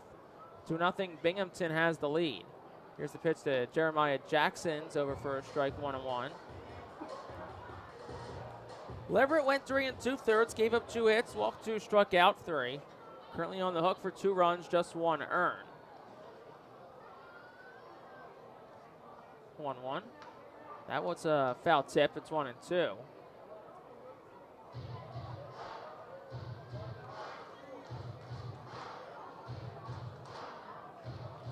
Cisco pitching for the first time since Thursday night. Won a scoreless inning. Walked none, struck out 1, gave up 1 hit. 1-2. Swing and a miss. He struck him out. First strikeout for Francisco. That retires his side in the fourth. No runs, no hits. 1 left for the Ponies. We'll go to the fifth. Binghamton up 2-0. Join us as we celebrate Reading's Spanish and Latino culture during 12 Friday home games this season. The Savage 61 Fiesta Fridays presented by Tito's Handmade Vodka, High Noon Sun Sips, Catay Law Offices, Suburban Brewing Company, Carl's Cards and Collectibles, Humane Pennsylvania, Star City Boxing, APIS Services, Supportive Concepts, and Affordable Home Care. Fiesta Friday features special Los Luchadores de Reading uniforms, Hispanic and Latino food and music, and other culture elements throughout the ballpark. Get your tickets now by calling 610-370-BALL, online at rphils.com or at the Customers Bank ticket office. To honor the 275th anniversary of Reading, the R-Phils will play as the Reading Keystones on all Thursdays and select Tuesdays in 2023. Tuesdays are brought to you by Coatesville VA Medical Center. Join us for 11 Keystone Throwback Thursdays thanks to Burke's Career and Technology Center, H&F Heating and Cooling, and Rip It Baseball Town Charities batting cages. Come celebrate the 275th anniversary of Reading and enjoy some great baseball on Throwback Thursdays in 2023. Get your tickets now by calling 610-370-BALL, online at rphils.com or at the Customers Bank ticket office. We go to the top half of the fifth inning. Reading trails 2-0 to Binghamton as 5, 6, 7 are due up. Starting with Rickson Wingrove, Ethan Wilson, and then Herbert Iser. Benito Garcia back out for his 5th inning of work. He's kept his pitch count down, so I figure A.J. Sager, the pitching coach, Reed Brignac, the manager, figured let's just keep rolling with him.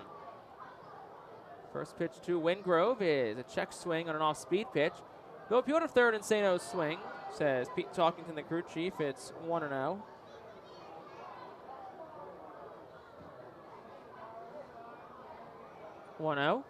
Is on the outside corner, 1-1 to Wingrove. Rickson's 0 for 1 tonight, grounded into a double play. He's hitting 200 on the week, 3 for 15. 1-1 is swung on and dribbled foul. Back, it's 1-2. Fast-moving game, a little over an hour in. First pitch is at 6:11. And we're almost at the halfway point of the game already, as it's 1 ball and 2 strikes. Here's the pitch. Swing and a miss. Wingrove chases over an off-speed pitch. He's down on strikes. That's out number 1. 4 strikeout for Benito Garcia tonight. And that brings Ethan Wilson to the plate.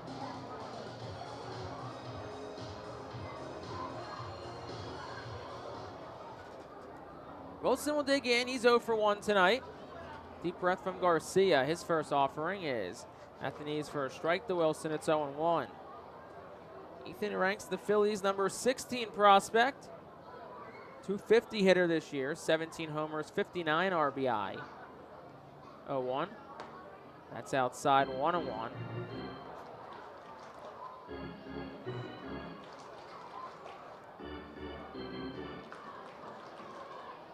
Olsen, who grounded the first his first time up, back in the second. The 1-1 is down for a ball, 2-1.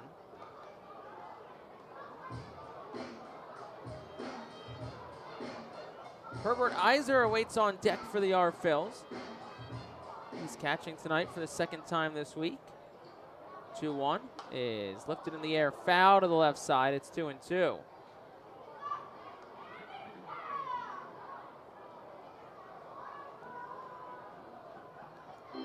Wilson played in last night's game, 1 for 4, runs scored. Also did strike out. 1 of 2 runs scored by Reading last night. He was the tying run. Max McDowell was the go-ahead run. Reading's 2-1 eventual victory. Here's the pitch. That's outside, 3 balls, 2 strikes. So Ethan Wilson has worked himself a full count. Looking for a 1-out base runner for Reading. Here's the 3-2. That's down low, ball 4. It's the first walk issued tonight by Benito Garcia, 3rd Reading player to reach. Only 1 has reached via hit so far, and get a mound visit here for the Rumble Ponies. And it's Reed Brignac. He'll point to the bullpen. That's the Alvernia University Golden Wolves. Call to the bullpen. Step into your future with the Alvernia University Golden Wolves. This call to the bullpen. We'll be back right after this. For top flight local jobs, go with who you know. JP Mascaro & Sons are a leading waste removal company. To meet today's employment and service demands, Mascaro is upgrading its already highly competitive employee wage and benefit package for drivers, collection crew helpers, and other positions. Call 888-MASCARO, M-A-S-C-A-R-O, for details. Work for an established local family business committed to its employees.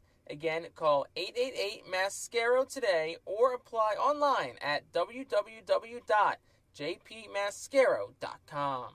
Cornwall Manor is an active senior living community on a 190-acre wooded campus in Cornwall, Lebanon County. The community offers independence and opportunities for wellness and fitness, as well as educational and musical programs, and the peace of mind of having convenient health care on site. Cornwall Manor offers a range of residential choices from apartments to homes. Prospective residents are welcome to visit us for lunch and have a chance to learn more about the community. More information is available online at cornwallmanor.org. Cornwall Manor, celebrating 70 years of senior living. ROG Orthodontics is the proud official partner of the ROG Orthodontics Fightin Phil's Kids Club. Join today at Fightins.com to get your free ROG Orthodontics Kids Club t-shirt and visit FantasticSmiles.com for more information on why ROG Orthodontics is voted #1 in Berks and Monco. ROG Orthodontics and the Fightin Phils, 2 great hometown partners. Trey McLaughlin, a new arm for the Rumble Ponies, so inherit a man on first and 1 out in the top of the 5th inning and a 2-0 lead. McLaughlin appearing in his 25th game, 1-1, a 3.48 ERA, 33 2/3 innings pitched, 30 hits allowed, 10 walks, 37 strikeouts. Opponents are hitting .234 off the righty McLaughlin. 6'2", 210-pounder, 24 years old, a 16th round pick of the Mets out of Fairfield University, Bridgeport, Connecticut native in 2021. Herbert Iser, the first batter he faces. As we said, 1 out in the 5th. First pitch to Iser, misses up for a ball. It's 1-0. Pitched on Wednesday out of a bases loaded jam. Struck out the lone hitter he faced. The 1-0 is down 2-0. Iser now way ahead in the count here against Trey McLaughlin.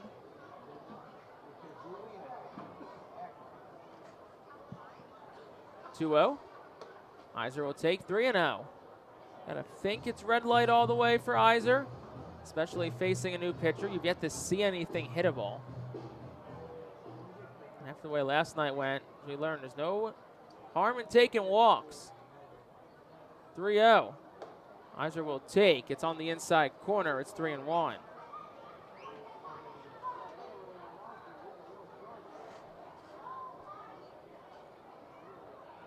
Ethan Wilson gets his lead off first, 1 away in the inning. Here's the pitch.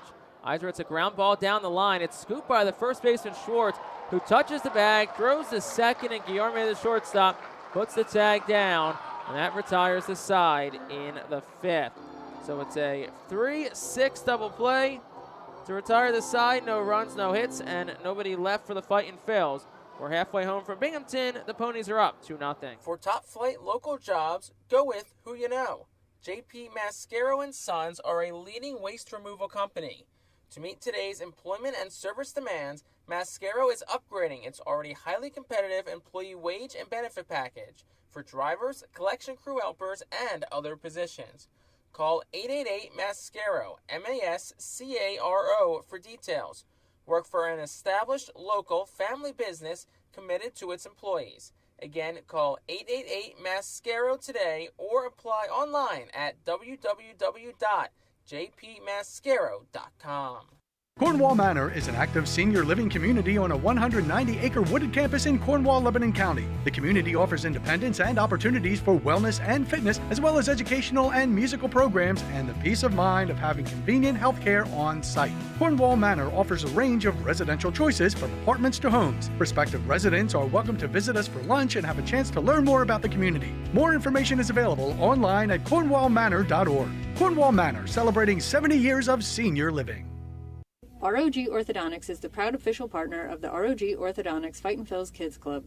Join today at Fightins.com to get your free ROG Orthodontics Kids Club t-shirt and visit FantasticSmiles.com for more information on why ROG Orthodontics is voted #1 in Berks and Monco.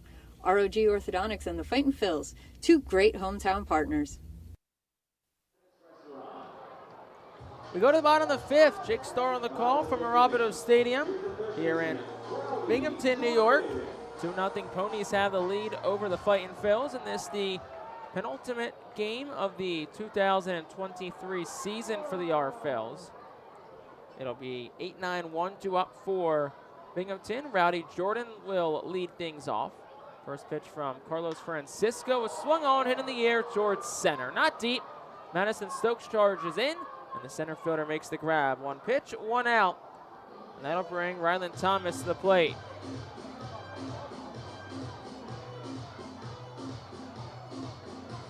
Carlos Francisco out for his first full inning of work in relief of Adam Leverett, who was solid tonight. 3 2/3, 2 hits, 2 runs, 1 earned. Did walk 2 and struck out 3. First pitch to Ryland Thomas is over for a strike. It's 0-1. So Leverett, its line is closed. Reading will look for a couple from Francisco to bridge the gap to the late innings. The next pitch is outside, 1-1. And then Reading tomorrow, it'll be Zach Hockey, who will get the start in the final game of the 23 season for the R Phils. 1-1 is a ground ball towards the middle. It skitters past everyone in the center field for a base hit. Third hit of the night for Binghamton. It's a 1-out base runner for Ryland Thomas, and that'll bring Luis Guillermo to the plate.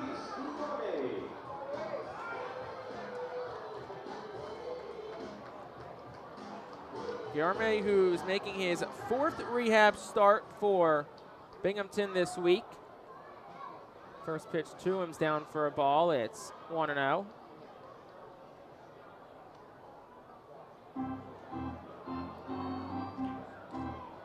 Guillerme, who's yet to record a hit in his rehab assignment so far. He has walked a bunch, had 3 last night. Over towards first, back in is Thomas.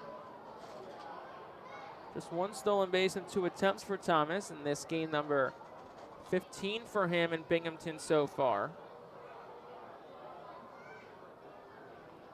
Here's the 1-0 to Guillerme, and it's on the outside corner for a strike, 1-1. Binghamton 2 runs tonight on 3 hits. They do have an error. Reading no runs on just 1 hit and 1 error. Binghamton a run in the first and the second, and that's been it for the scoring. Next pitch just misses off the outer edge. It's 2-1.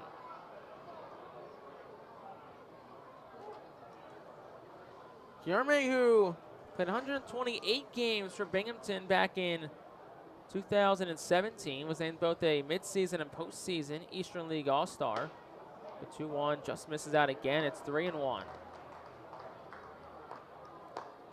There were no midseason All-Stars announced this year. There will be a postseason Eastern League team, along with Pitcher of the Year, MVP, as well. Those awards probably come out in late September, early October. The next pitch the runner goes is popped straight up by Guillerme, and it'll go out of play. I'm sure you heard that loud bang and hit off the stanchion. Directly above the press box. Located behind home plate, slightly off down the third base line, but overall a really good vantage point here in Binghamton. The 3-2, runner takes off again, and Guillerme will flick it foul to the left side. Leaves the ballpark, 3 balls, 2 strikes. Last pitch was ball 4, but it's close enough that Guillerme fought it off. He was a 10th round pick by the Mets back in 2013 out of high school in Florida. 3-2 again. Runner takes off. He's out. Throw to second is on the money. It pulled Martin off the bag, but it doesn't matter. It's a double play. Strike him out, throw him out. Herbert Iser, second throw out tonight, and that'll retire the side here in the 5th. In the inning for Binghamton.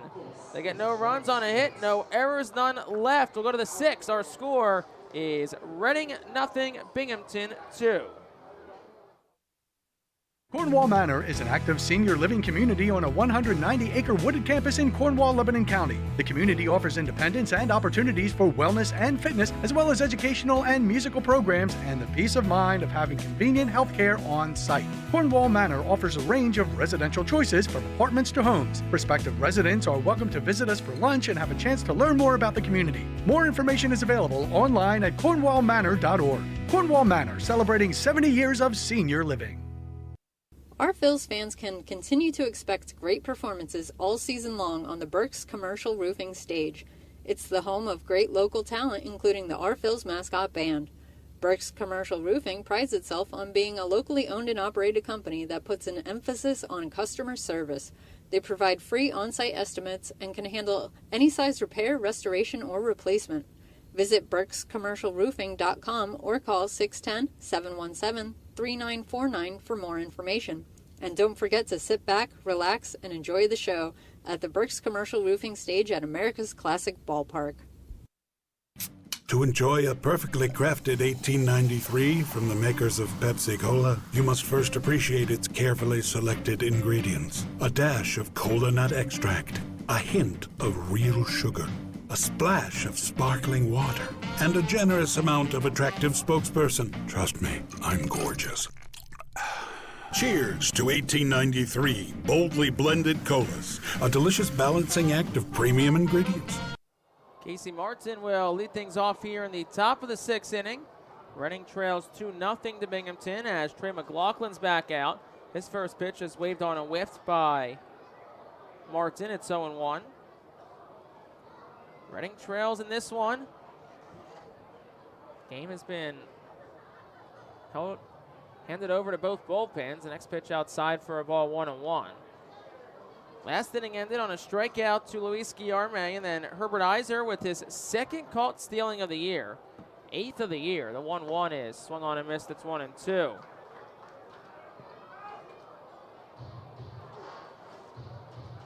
Casey is 0 for 1 tonight.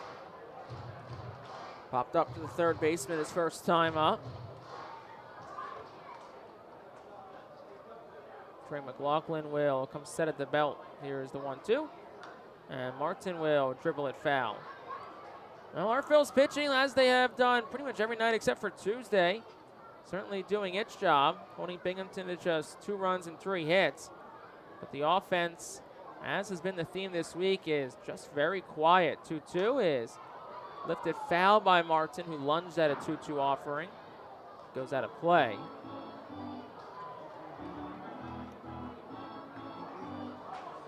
Martin looking for a positive ending here to 2023. Here's the pitch. He lifts it foul again.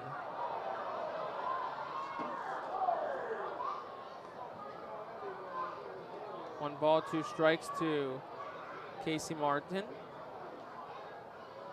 It's been really, really quiet as of late. His average has dropped to 175. 053 across his last 10. The 1-2 is a ground ball rocket into the Phil's dugout. Past the ducking heads of, it looks like, Ethan Wilson, Carlos De La Cruz, and Baron Radcliffe. Down in the Phil's dugout. Here's the 1-2 again. That's upstairs. Now 2 balls, 2 strikes. Scoreboard here reads 3-2, but home plate umpire Jay Young Kim is putting both 2s in the air to say it is 2 balls, 2 strikes, so nobody gets confused. Pitch from McLaughlin is lifted in the air, high fly ball to left. Thomas, the left fielder, in and towards the line. He'll make the catch. That is out number 1. That'll bring Pedro Martinez to the plate for the Phils. Launch angle of 54 degrees by Casey Martin. Was out in front of an 80-mile-per-hour off-speed pitch that was pretty much right down the middle. And bring the 9-hole man, Pedro Martinez, to the plate. I'm sure you get heard in the crowd, Mike, but the ever-so-famous Burger King Whopper Whopper song just played here. Swinging a foul tip by Martinez at 0-1. Every night, the 8-hole hitter in the opponent's lineup is the one, I don't think it's 8-hole, I think it's someone in the bottom of the lineup. The 0-1 is grounded to third. Jordan fields it on the forehand, throws the first in time. And that's 2 outs in the inning. 5-3 goes the put out for Madison Stokes. But basically as a Whopper, he's the K-man, so if he strikes out, all the fans get a coupon for free Whoppers at any local participating Burger King establishments. Last fall, around a year ago now, was really when that Whopper, Whopper, Whopper, Whopper song took off. And there's been a lot of iterations of it done by Burger King, but you always say sequel's not as good as the first. The original Whopper song is just the best one, and none of the other ones will really come close. First pitch to Stokes is a curveball in for a strike. It's 0-1. Madison Stokes is 0 for 2 tonight. Here's the pitch. Swing and a miss, 0-2. Stokes has grounded to second and struck out looking so far tonight. I'll ask for time.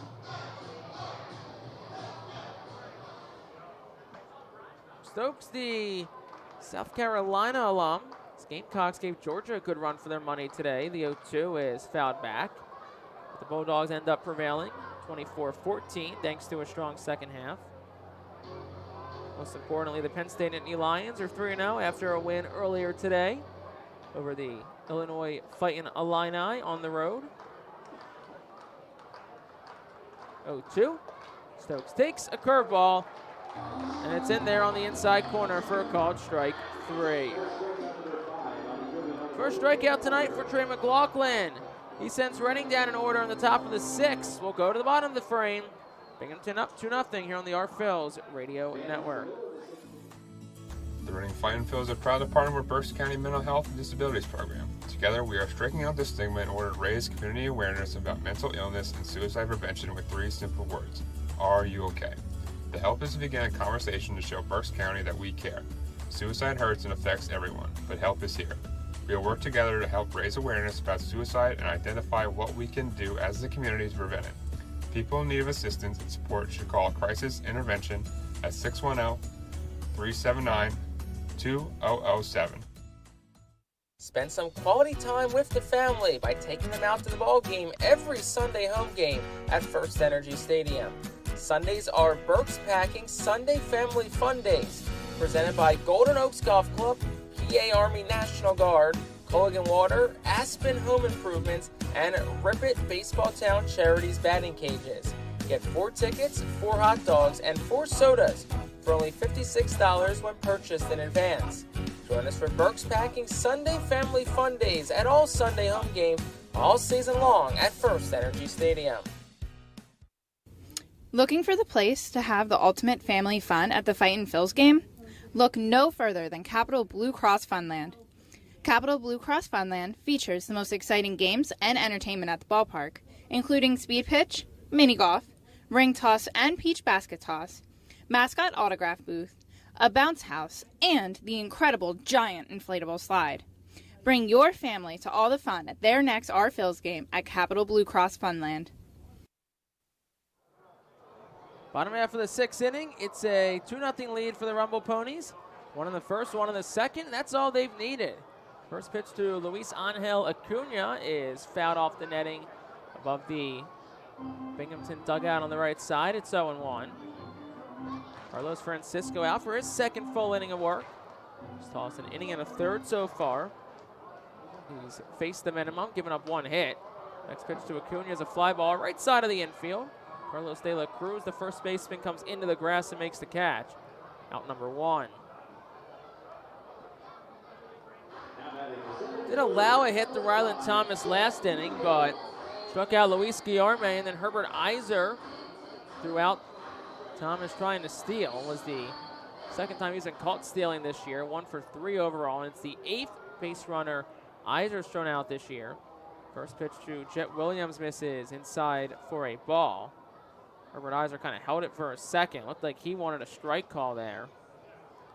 Didn't get it from Jae Young Kim, who has balls and strikes tonight. 1-0. Down, it's 2-0. Pete Talkington, the crew chief, at third. And Paul Romer is at first tonight. 2-0. That's outside. 3 balls, no strikes.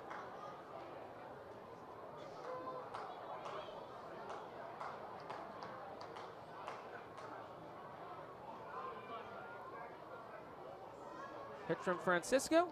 Swing and a miss on a 3-0. Looked like green light all the way for Williams, and he looked to hit that one up into the Binghamton night. Sun is pretty much set at Mirabito Stadium. 3-1. That's at the knee, strike 2. 3 balls, 2 strikes now. It's another crisp fall-like evening. Temperatures in the low to mid 60s.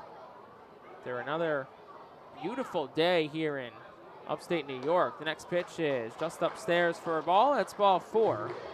And it's the first walk issued tonight from Carlos Francisco. 3rd walk issued overall by Reading pitching. And it's a 1-out base runner for Drew Gilbert.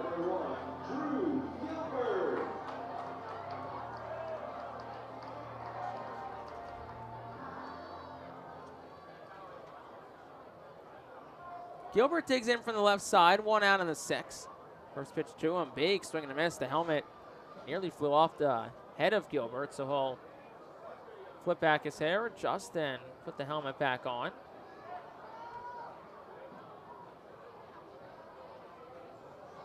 Oh, 1. That's on the inside corner, no balls, 2 strikes to Drew Gilbert. Mets number 2 overall prospect was the Astros number 1, traded from Houston to New York in exchange for Justin Verlander at the trade deadline. The pitch, that's down, smothered by Iser. Rolls to his right, but the catcher able to collect it quickly, thus leaving Williams at first.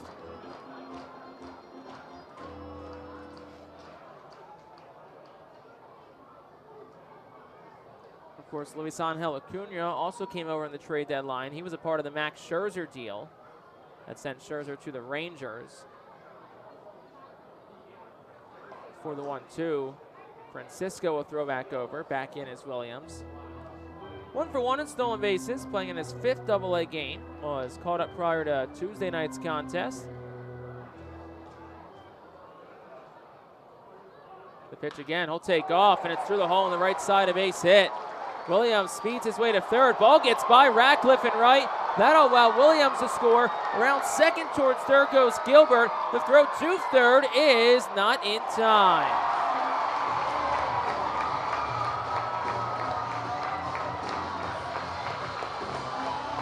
Williams scores. It's 3-0 Rumble Ponies.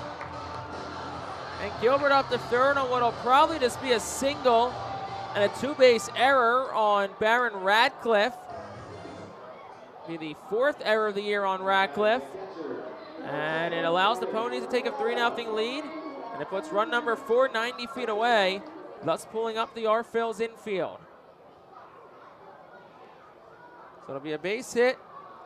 And then an E9 allows Gilbert to get the third. First pitch to Parada, ball 1-0. And also Williams scores due to the error on Baron Ratcliffe as well. He said his 4th error of the year. 1-0 is skied in the air, foul to the right side. It's 1-1.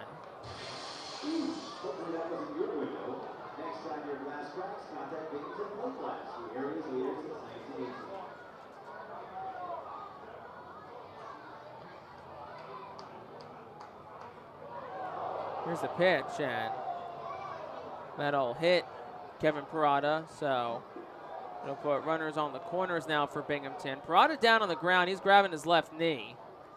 Appears to be in some pain. So we'll get looked at here. Reed Brignac and Austin Dayton, the athletic trainer, taking a look at Kevin Parada, who will come back to his feet, but a very heavy limp for Parada. He can barely put any weight on that left leg. I know he's going to want to give it a go, but Reed Brignac's coming over to him and probably saying we have a lot more to play for than tonight. Looks like it's loosening up as he walks off, but that's probably going to be the end of the night for Parada, who, doesn't want to exit the game. But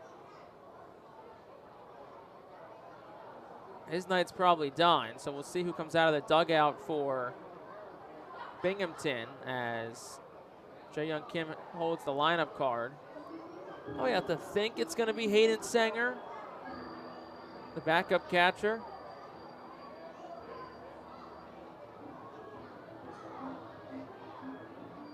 So it looks like they're going to give Jet Williams an RBI on that play. Well, Binghamton only has 2 RBIs. Now, Williams has the RBI from earlier, so the second run, the most recent run, did not score due to an RBI, which is the right call because the runner would not have scored if it wasn't for the error on Ratcliffe.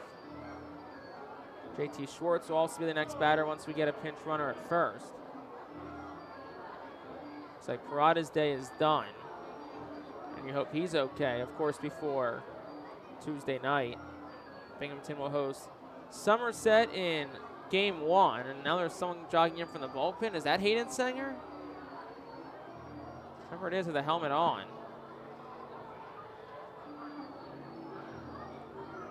So looks like that is Hayden Sanger coming in from the bullpen. So the backup catcher was catching in the bullpen, so he had to run all the way in from the bullpen to come in the pinch run. So men on the corners, 1 out for JT Schwartz, and it'll be a new pitcher for the R-Phils.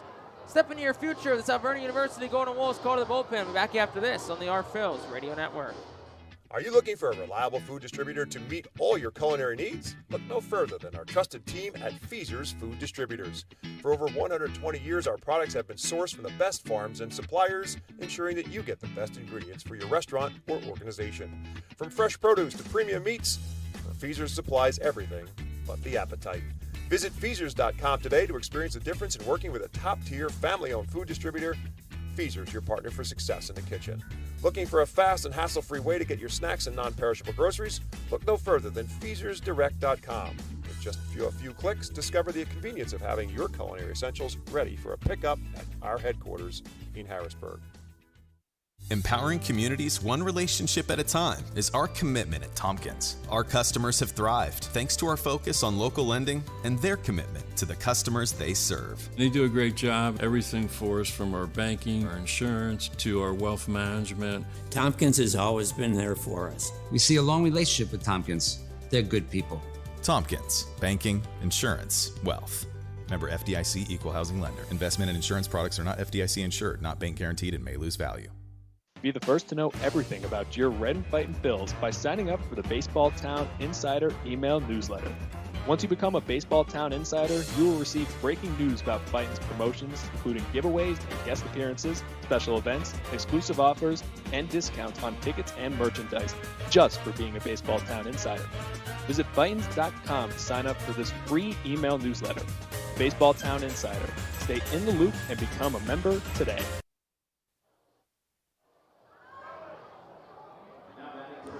Andrew Baker is the new pitcher out of the Alverna University going to Wolves bullpen. Entering his 41st game of the year, he's 0-6, a 7.94 ERA. Does have a save. 61 strikeouts, 44 walks across 39 2/3. Get JT Schwartz, runners on the corners, 1 out, 3-0 Binghamton. First pitch outside for a ball, it's 1-0 from Baker. Reading looking to turn 2 here. Baker inherits a pair of runners from Carlos Francisco. Here's the 1-0. That's down. Skips away from Iser. That'll allow Hayden Sanger to get the second on a wild pitch. Staying at third is Drew Gilbert. It's wild pitch at number 8 this year for Baker. That is tied for the entering today active team lead with David Parkinson at 8. Of course, David Parkinson technically not a member of the R-Phils anymore, which transferred to AAA Lehigh Valley today. Infield now plays up for the R-Phils. The 2-0 is down for a ball, 3-0.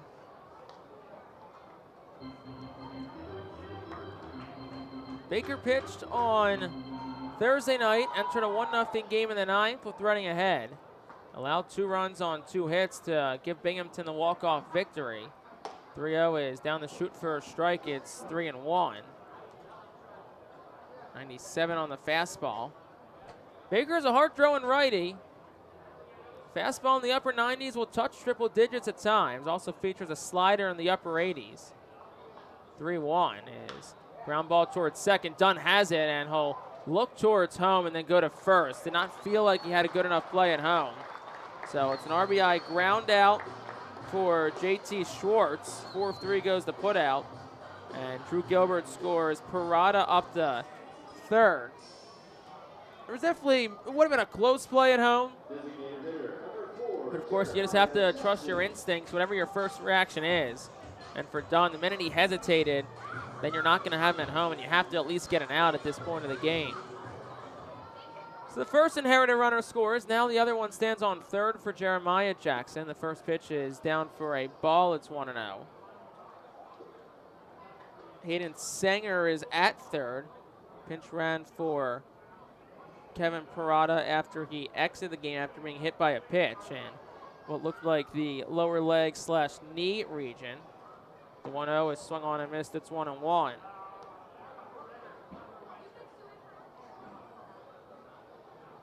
Baker, 6'1", 190-pound righty from Montgomery, Alabama. Drafted by the Phillies in 2021 out of Chipola Junior College. 1-1 is swung on and missed, 1-2. Baker's looking to get out of this inning.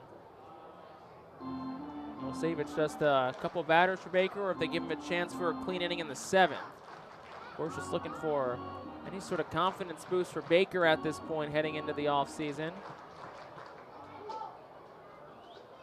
1 ball, 2 strikes, 2 outs. Here's the pitch. Swing and a miss. He struck him out on the slider. Nice work by Andrew Baker here in the 6th. But Binghamton, though, they do get 2 runs. They did it on just 1 hit. There was a pretty costly error, and they leave 1 on base. We'll go to the 7th. Ponies up 4-0 here on the R-Phils Radio Network. Are you looking for a reliable food distributor to meet all your culinary needs? Look no further than our trusted team at Feaser's Food Distributors. For over 120 years, our products have been sourced from the best farms and suppliers, ensuring that you get the best ingredients for your restaurant or organization. From fresh produce to premium meats, Feaser's supplies everything but the appetite. Visit Feasers.com today to experience the difference in working with a top-tier, family-owned food distributor. Feaser's, your partner for success in the kitchen.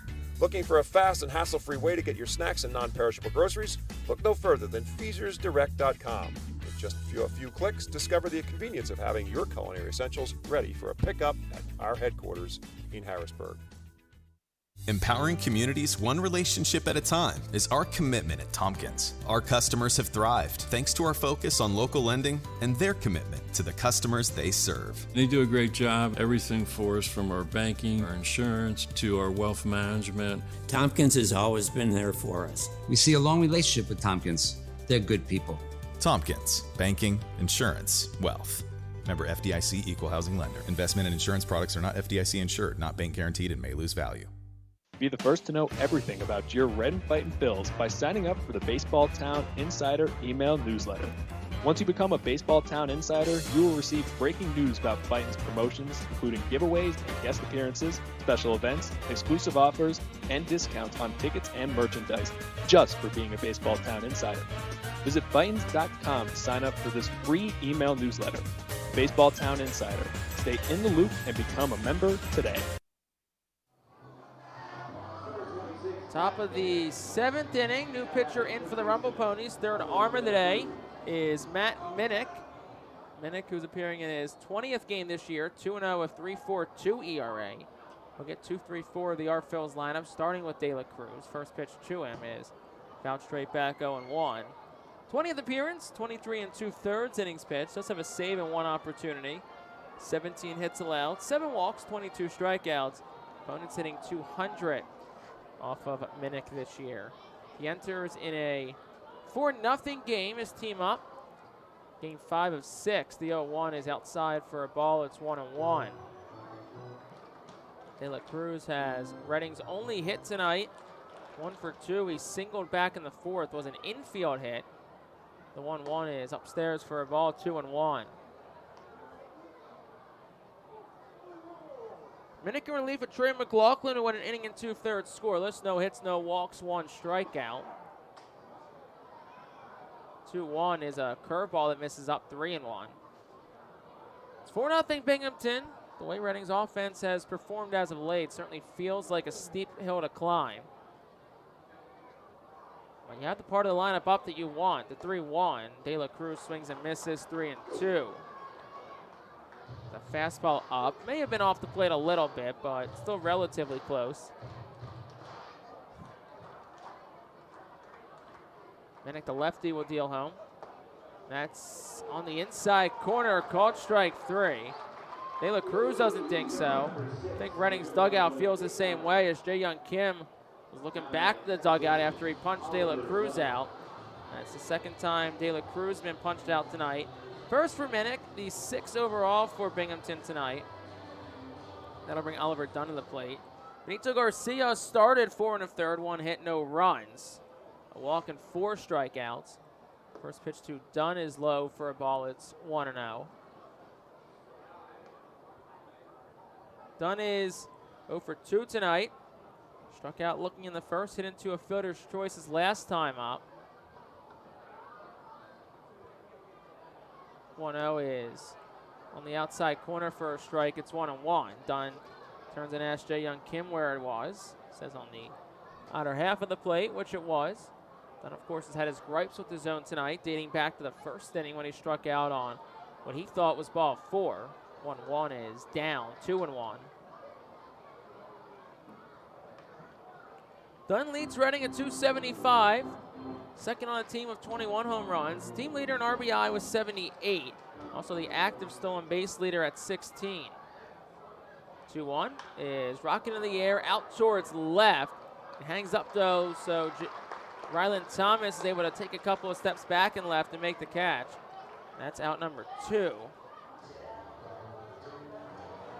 Dunn hit it hard, 317 feet, 102 off the bat, but Not a hard play for Ryland Thomas. Baron Ratcliffe up. Of course, defensive change for Binghamton in the inning. Hayden Sanger remains in to catch. First pitch is a ball. It's 1-0. Sanger in for Kevin Parada, who was hit by a pitch last inning and exited the game. 1-0 is curveball in for a strike. It's 1-1. Looks like Parada wanted to stay in the game, but Reeve Brignac said something along the lines of, get you off your feet tomorrow for a day game.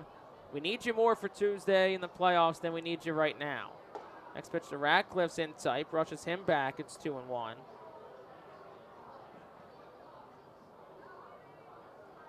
Parada, Sanger, it's his 70th game this year behind the plate.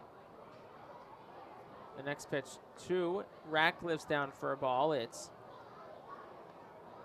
3 balls and 1 strike to Baron Ratcliffe.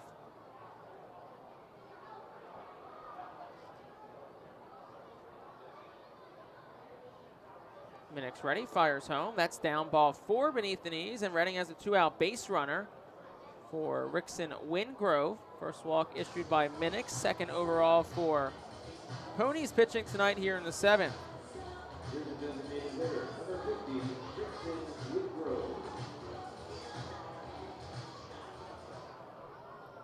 Now Rickson Wingrove bats. He's 0 for 2 tonight. Of course, he's the guy, if one swing of the bat can certainly cut this deficit in half. First pitch is over for a strike. It's 0-1. Wingrove had a slow start to his Double-A tenure after being caught up by Reading back on August the 22nd before their series against Harrisburg. 0-1 is on the outside corner and quickly in a hole, 0-2. Wingrove, though, is starting to get his timing down. Hit his first Double-A home run on Wednesday night. His first Double-A hit back on September the 1st. And also drove in a run that night against New Hampshire. The 0-2 bounces. Olayed by Sanger, but he scoops it out in front of him, and it rolls up the first base line. So Ratcliffe up to second on a wild pitch from Minnick. And it's a ball and 2 strikes. The first wild pitch that Minnick has thrown this year across 19 appearances in Double-A and 23 2/3 innings pitched.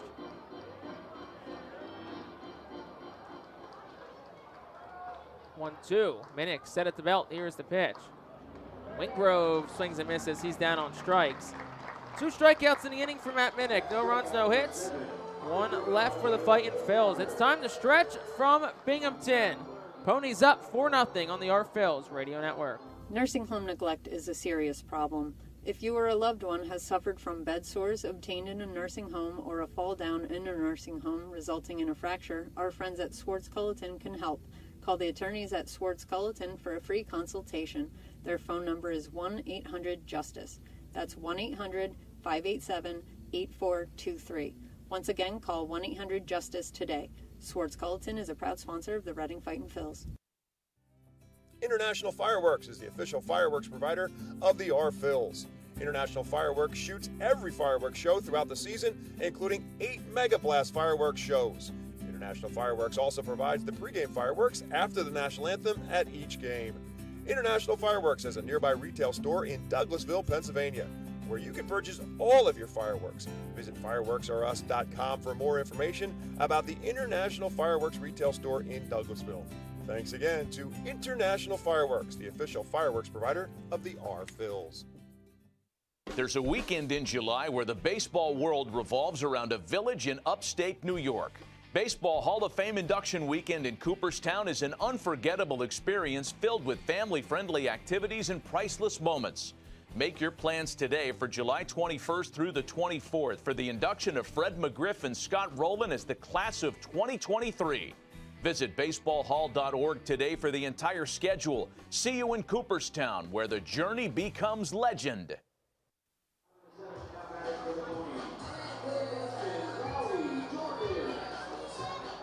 8-9-1 due up for the Ponies, bottom of the 7th. They're looking for some insurance runs, up 4-0. As Rowdy Jordan digs in, Andrew Baker back out for his second inning of work, first full frame. The righty's first pitch to the lefty, Jordan, is outside for a ball. It's 1-0. Baker came in relief of Carlos Francisco in the 6th, retired the 2 hitters he faced. Did allow an inherited runner to score on a infield ground out. The 1-2 is down for a ball. It's 2-0. Baker goes to that slider at 88.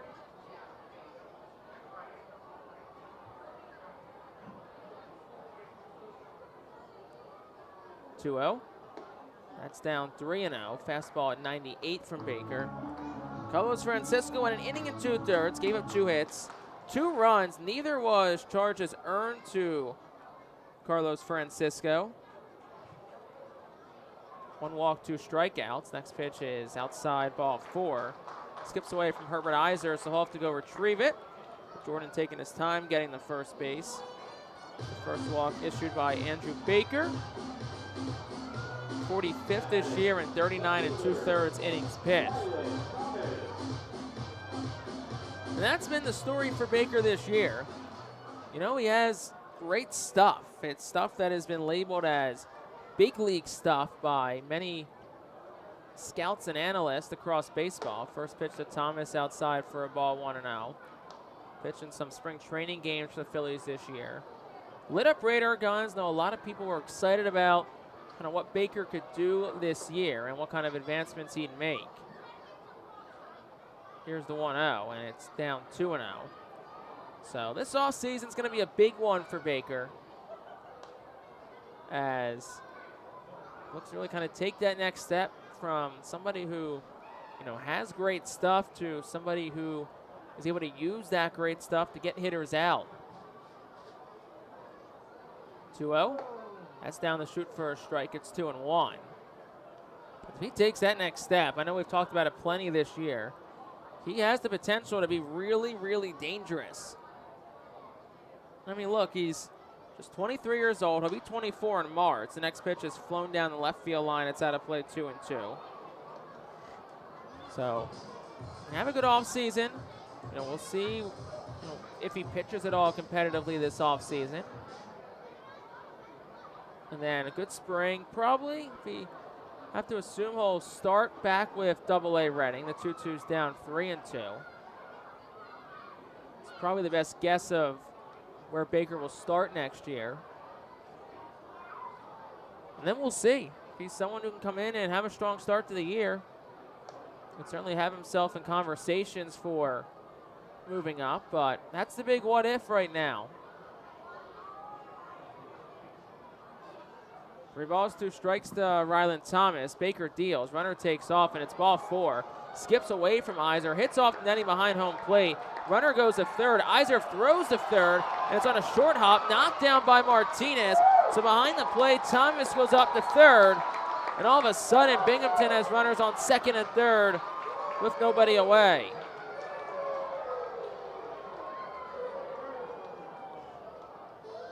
So we'll see what they roll that when it's all over. Presumably, it's going to be Jordan's 31st stolen bag of the year. And then he moves to third on a wild pitch. And then Thomas walked and goes to second behind the play. I don't think there would be an error rule there.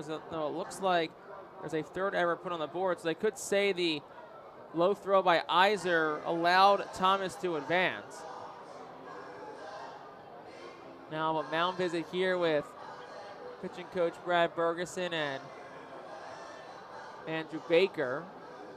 The rest of the R-Phil's infield joining in as well.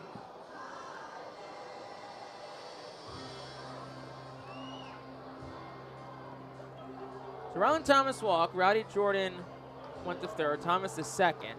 The wild pitch allowed Jordan to get to third, and they're going to say Thomas got to second on a throwing error by the catcher Herbert Iser. So that's the third error of the year for Iser. First pitch here to Guillerme is down and bounces away from the catcher, Iser. Runners on second and third. Nobody away in the bottom of the 7th inning. Binghamton leads at 4-0. Just 4 hits for the Rumble Ponies tonight.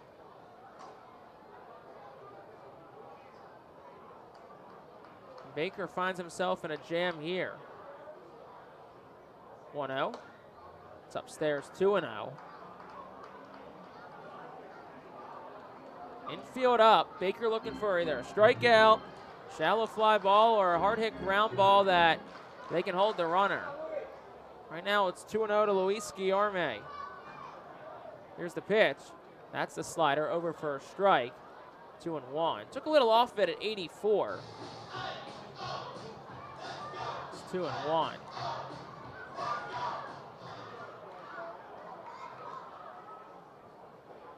Here's the pitch. Trying to check his swings, Guillerme. They'll appeal towards third, and Pete Talkington will say he went.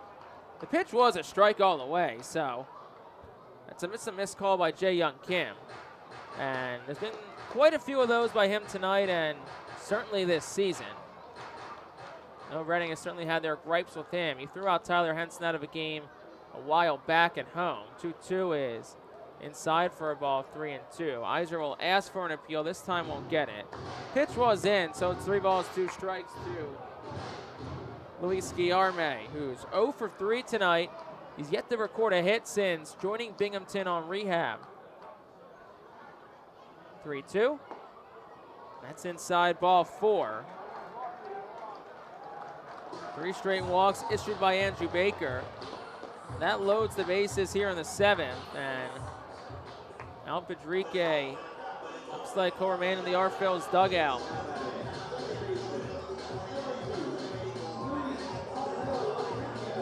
Pedrique positioning his infielders with the bases loaded, no outs.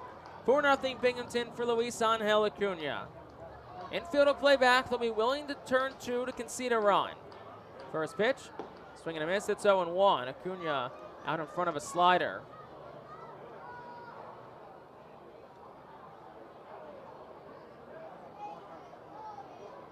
Baker has walked 3 straight, has the bases loaded. Here's the 0-1, and it's another slider. That's in for a strike, 0-2.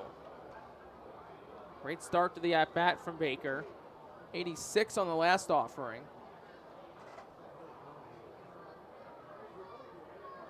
As Baker comes set at the belt, here's the 0-2. That's down. Iser just threw some piece of paraphernalia on it to keep it in front of him. Does, and it's a ball and 2 strikes. Last pitch also a slider.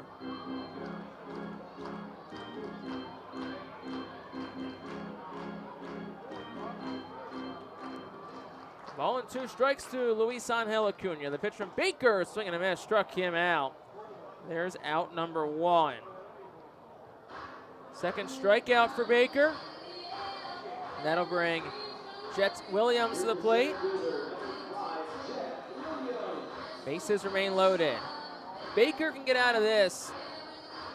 That'll feel pretty good. Granted, yes, he did walk the bases loaded, but if he can clean this up himself, it'll be a good feeling. First pitch, a slider that bounces. Iser able to block it. It's 1-0.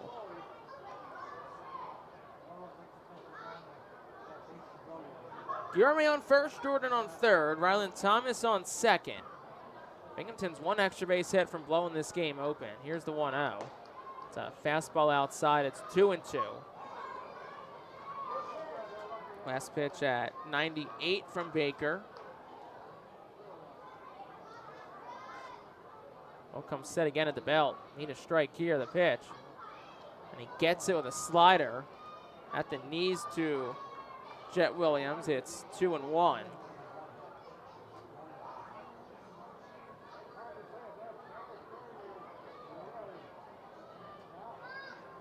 Next pitch is another slider on the outside corner. It's 2-2.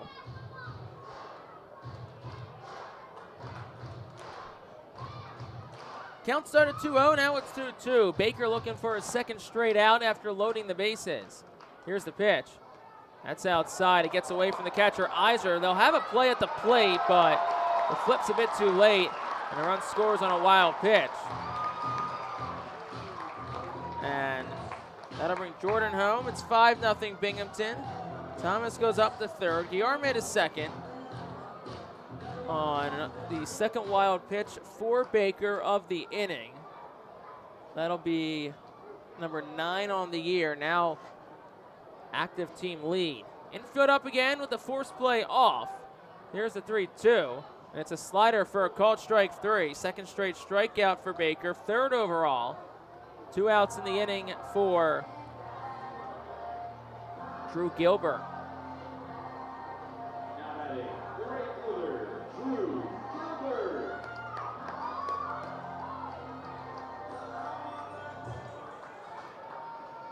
Gilbert digs on in. He's 1 for 3 tonight. Singled and scored his last time up. First pitch is a fastball that misses up. It's 1-0.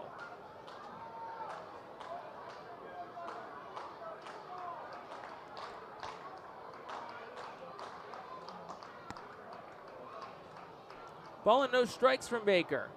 The pitch. That's another slider this time that misses up. It's 2-0.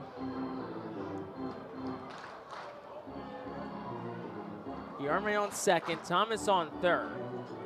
2 outs, bottom of the 7th. A 5-0 lead for the Rumble Ponies.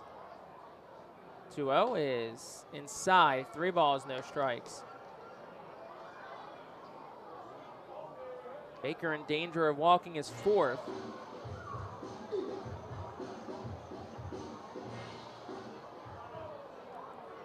Baker will come set at the belt. Here's the pitch.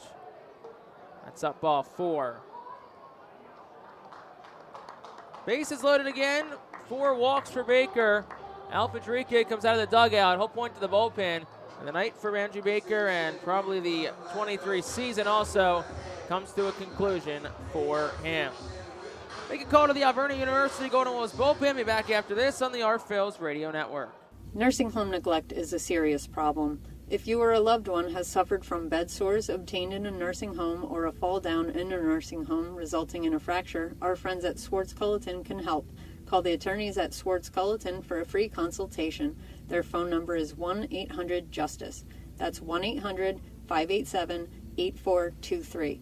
Once again, call 1-800-JUSTICE today. Swartz Culleton is a proud sponsor of the Reading Fightin' Phils. Celebrate the history of our national pastime at the National Baseball Hall of Fame and Museum in Cooperstown. See priceless treasures that'll bring your baseball memories to life. Connect with events that have shaped and changed the game and our country. Our stories to tell, your memories to share. Plan your visit today at baseballhall.org.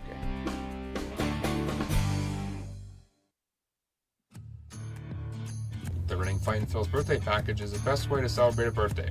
Whether you're a youngster or an adult, there's no better birthday than a Fightin' Phil's birthday. The Fightin' Fan birthday package is customizable for fans of any age and starts at just $130. Base packages include 10 general admission tickets to a Fightin's home game, an autographed baseball, and a VIP reserved parking spot. Fans can also add a wide variety of experiences and options to make sure your favorite Fightin's fan's birthday is a grand slam.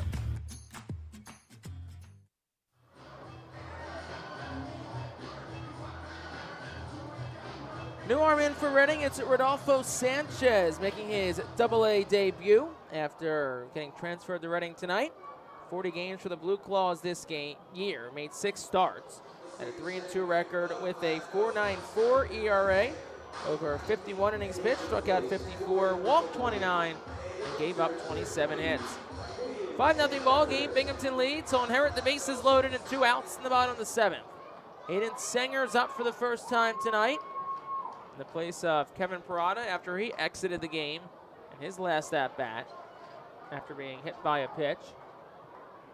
First pitch home from Sanchez is a foul ball. It's 0-1. Sanchez, 5'10", 165 pounds, from the Dominican Republic. Signed with the Tampa Bay Rays in 2016 as an international free agent at 16 years old. 0-1 is swung on and fouled back. It's 0-2. Traded from the Rays to the Phillies in November of 2020 for cash.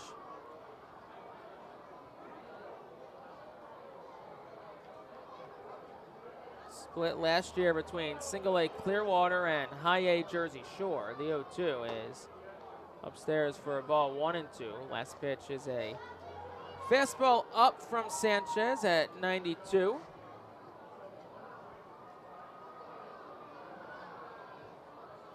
Righty toes the third base side of the rubber. Comes set of the belt, pitch to Sanger, and it's down 2-2. Squirts out in front of the plate off Herbert Iser. Catcher keeps it in his vicinity, and he gets to it, so it stays 2-2.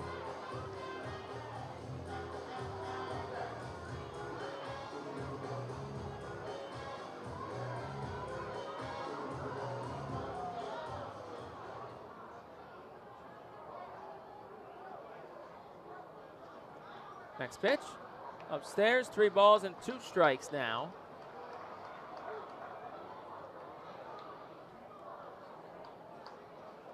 Sanger, a 191 hitter this year. He's driven in 25. He's hit 5 homers, and he bats to the bases loaded. Have to throw a strike here. Runners are off. And it is just inside, ball 4. And you know the Reading dugout's not going to be happy with that. It didn't look like it was off the plate, but very close. So a run gets walked in. Thomas scores. And Guillerme up the third, Gilbert the second. And Parada drives in a run with a walk, the first issued by Rodolfo Sanchez, and that'll bring JT Schwartz to the plate.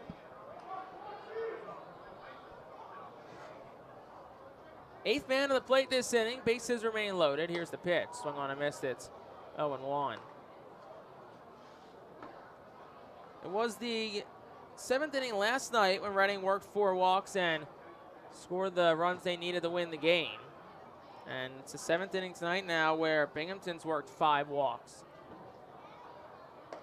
Next pitch is up. It's 1-1.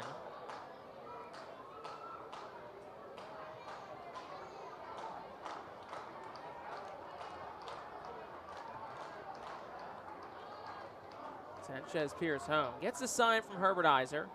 Set at the belt. Here's the pitch. That's down 2-1.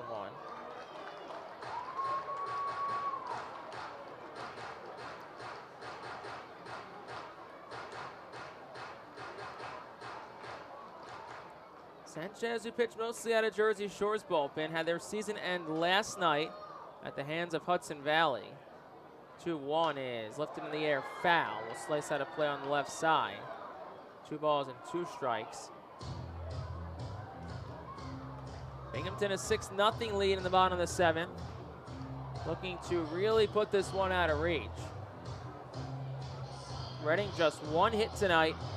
Granted, Binghamton only has 4, but the Fightin' Phillies 3 errors on the night. And they've issued 8 walks to 8 strikeouts. 2-2. That's down. 3 balls, 2 strikes, meaning that the runners will be off again.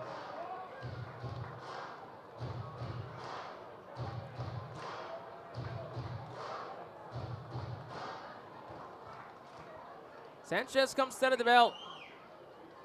Payoff pitch. It's a ground ball hit towards second. Dunn fields it on a belt-high hop. Will throw to first in time, and that will finally retire the side in the 7th. 2 runs for Binghamton in the inning. They did it on no hits. 5 walks. Reading did have an error, and the bases are left loaded. We'll go to the top of the 8th. Binghamton up 6-0 here on the Our Phil's Radio Network. Nursing home neglect is a serious problem. If you or a loved one has suffered from bed sores obtained in a nursing home or a fall down in a nursing home resulting in a fracture, our friends at Swartz Culleton can help. Call the attorneys at Swartz Culleton for a free consultation. Their phone number is 1-800-JUSTICE. That's 1-800-587-8423. Once again, call 1-800-JUSTICE today. Swartz Culleton is a proud sponsor of the Reading Fightin' Phils. Celebrate the history of our national pastime at the National Baseball Hall of Fame and Museum in Cooperstown. See priceless treasures that'll bring your baseball memories to life. Connect with events that have shaped and changed the game and our country. Our stories to tell, your memories to share. Plan your visit today at baseballhall.org.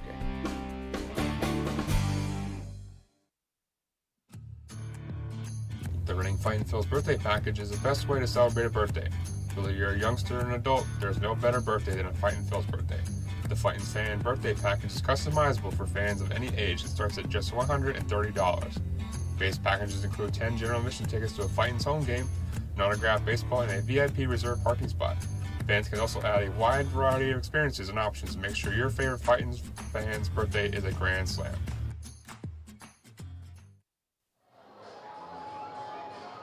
We go to the 8th, top half of the frame, Reading back up. It'll be Ethan Wilson to lead off, 6, 7, 8 due up as Fightin Phils are down to their final 6 outs tonight. Here in the penultimate game of the 2023 season. 6-0 Binghamton leads. First pitcher Matt Minnick, who's back out for another inning of work, misses up for a ball. It's 1-0.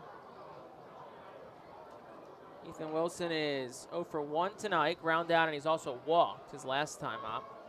1-2 will take 2-0.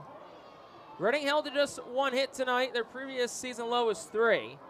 They've done that 8 times, as most recently as last night. 2-0 is inside, 3 balls, no strikes to Ethan Wilson. Certainly a steep hill to climb for Reading if they want to give themselves a fighter's chance tonight. Teams have alternated wins on the week so far, and the next pitch is at the knees for a strike to Wilson. It's 3-1.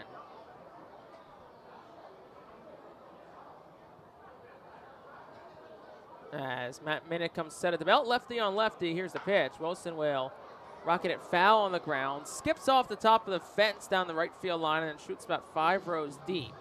Hit hard, 96 off the bat from Ethan Wilson.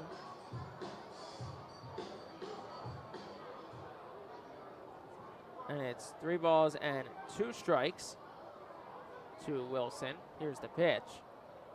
He lifts that one in the air, foul. Way out in front of it as it's on the right side. That was a off-speed pitch at 84.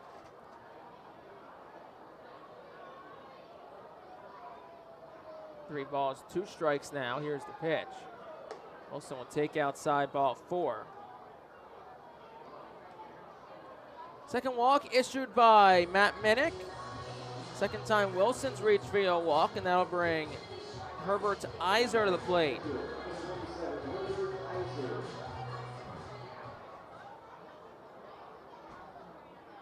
Iser digs in from the left side. He's 0 for 2 tonight. Grounded into a double play his last time up. First pitch to him is down for a ball. It's 1-0. Iser, limited playing time for him this year. Tonight is just his 23rd game of the season. 1-0 is a curveball that misses down and in. 2-0.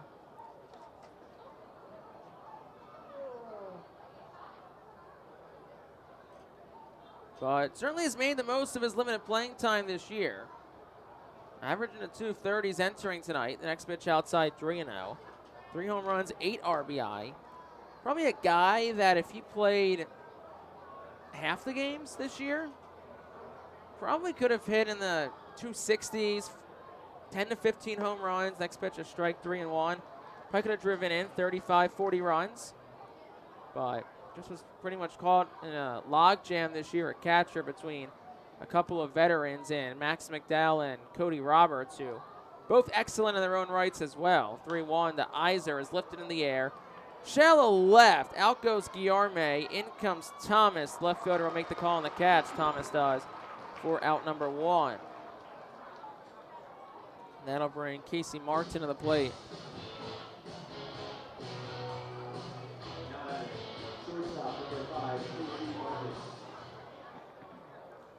Martin will dig in. He's 0 for 2 tonight. 1 out here in the top of the 8th inning. Reading a 6-0 deficit. Here's the first pitch, and it's a ground ball hit down the first base line. It'll be scooped by Schwartz. The ball will just roll foul to the right of the chalk. Usually when a ball is rolling that way, you'll let it roll, but he figured if he could scoop it in front of Martin, get an easy out there, but just a little bit too late on corralling it.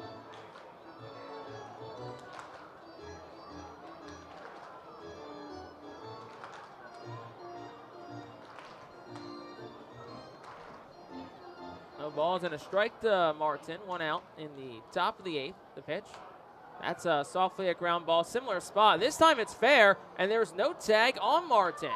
Sped right by JT Schwartz, and there was no play at first as Minnick was late to get to the bag, and it's an infield single for Casey Martin. Just the second hit tonight for Reading. Neither are left the infield. This one a lot slower than the first, just 64 off the bat. Went an estimated 3 feet before it hit the ground. And that'll bring Pedro Martinez to the plate. He now bats from the right side against the lefty Minnick. Switch hitter Martinez. 9-hole man in the lineup. First pitch is on the outside corner, 0-1.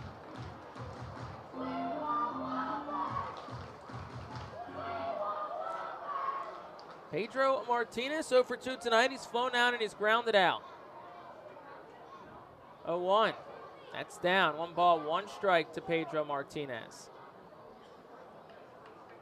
Martinez, who started the year of Double-A Reading, but suffered a hamstring injury at the end of April against Altoona.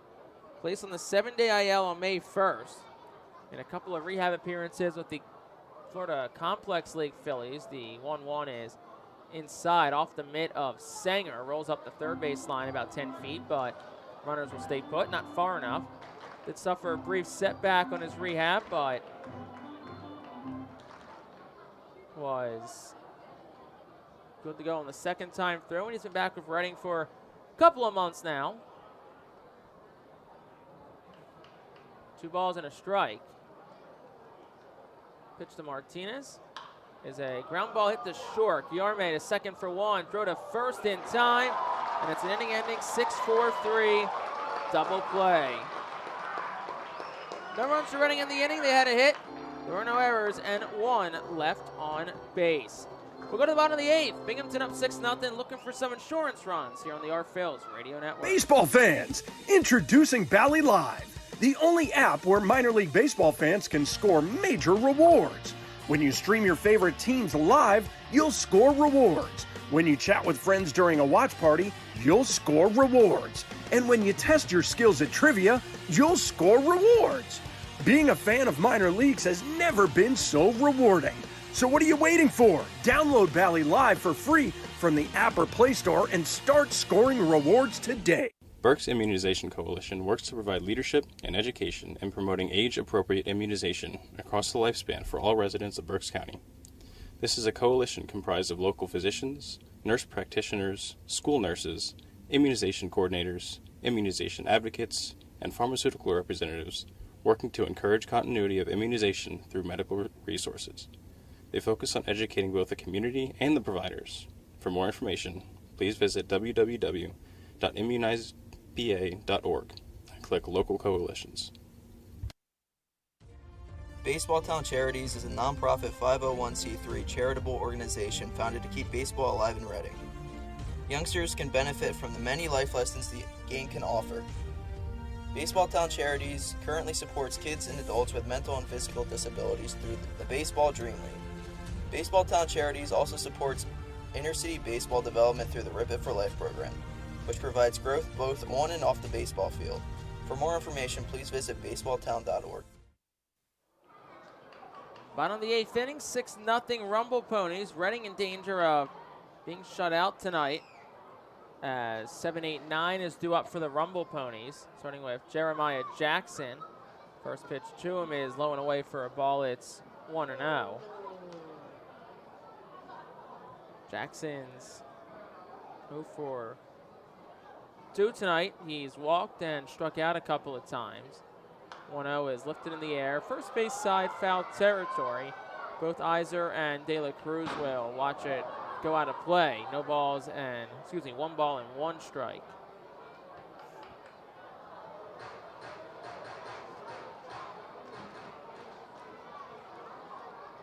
Next pitch is inside, 2-1. First full inning of work for Rodolfo Sanchez. They get 1 out in the 7th inning in relief of Andrew Baker. 2-1 is a line drive towards shallow right. Dunn leaps for it, and it's over his head and for a base hit. Center fielder Madison Stokes over to cut it off, and So leadoff base runner for the Ponies on the first hit of the night for Jackson. Every member of the Binghamton lineup has reached base tonight. That was the 5th hit of the night for Binghamton.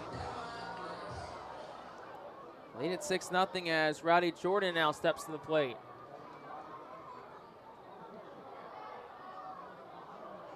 First pitch from Sanchez, lifted in the air out towards center. Stokes has it red, backs up a bit in front of the track in left center, makes the catch.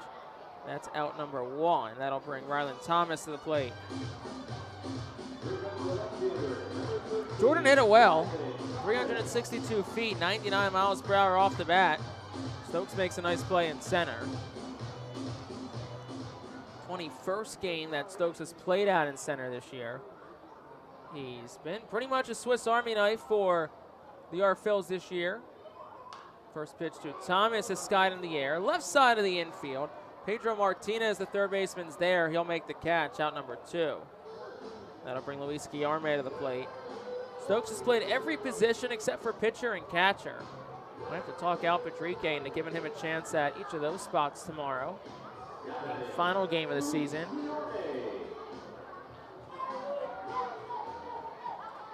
Guillerme 0 for 3 tonight. He's also walked.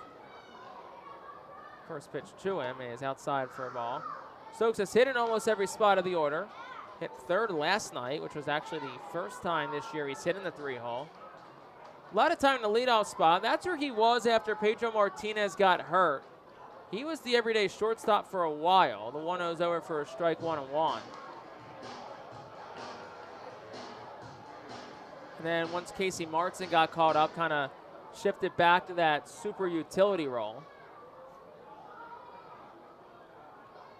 1-1 is outside for a ball, 2-1.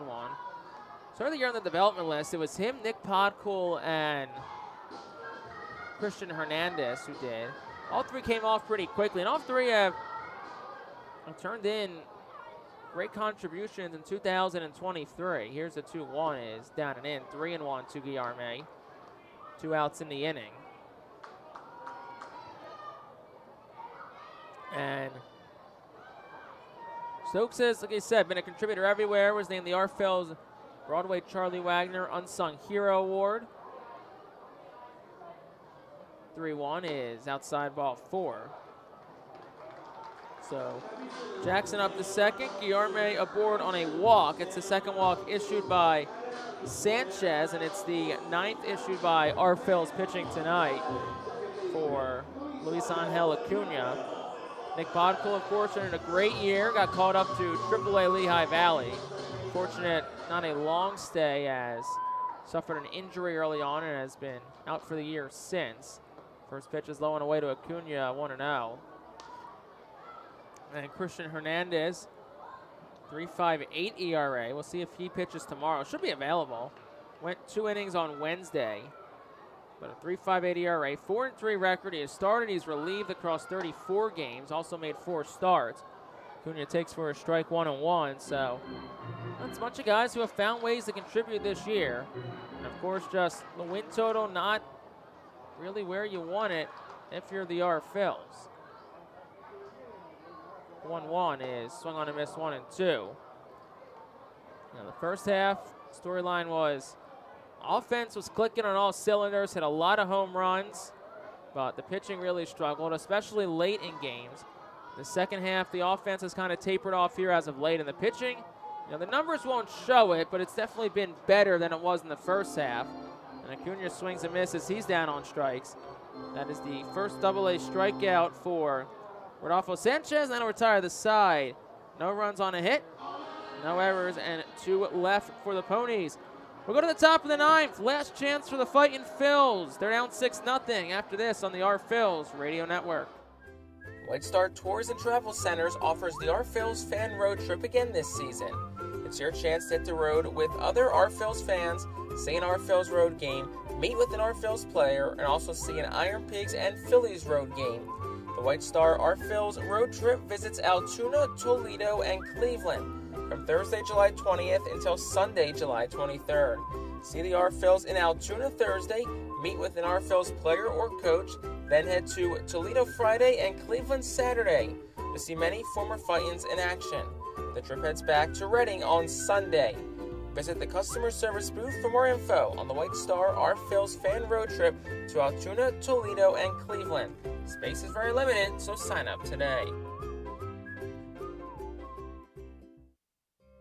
You can add a delicious all-you-can-eat buffet to any Reading Fightin' Phil's game ticket for only $21.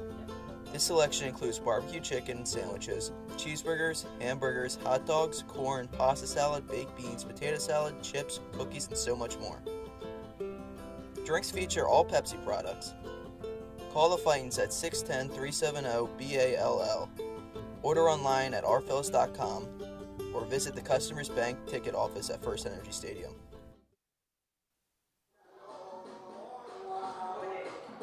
We go to the top of the ninth. Binghamton 6, Reading nothing. Last chance for the Fightin' Phils to not just come back, but also avoid their 4th offensive shutout of the season. They'll do it against the new Ponies pitcher. That's Dyson Acosta. Acosta, who's 3 for 5 in save opportunities this year. He's finished 11 games. And overall, he's 4-3 with a 4.89 ERA across 28 appearances. 35 innings pitched, 28 hits allowed. 23 walks, 38 strikeouts. Opponents are hitting .219 off of Dyson Acosta. Top of the Our Phil's order up. It starts with Madison Stokes. The first pitch home is on the inside corner of the breaking pitch. It's 0-1. Just got the inside corner to Stokes, who's 0 for 3 tonight. The pitch is inside 1-1. Just 2 hits for Reading tonight. They've walked 3 times. And they've also reached once on an error, but that's been it. 1-1 is fouled straight back. It's 1-2.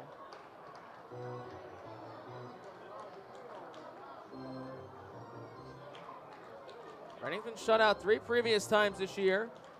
Excuse me, they've been shut out 4 previous times this year. Richmond on June 28th, Altoona on July 18th, and again on July 23rd.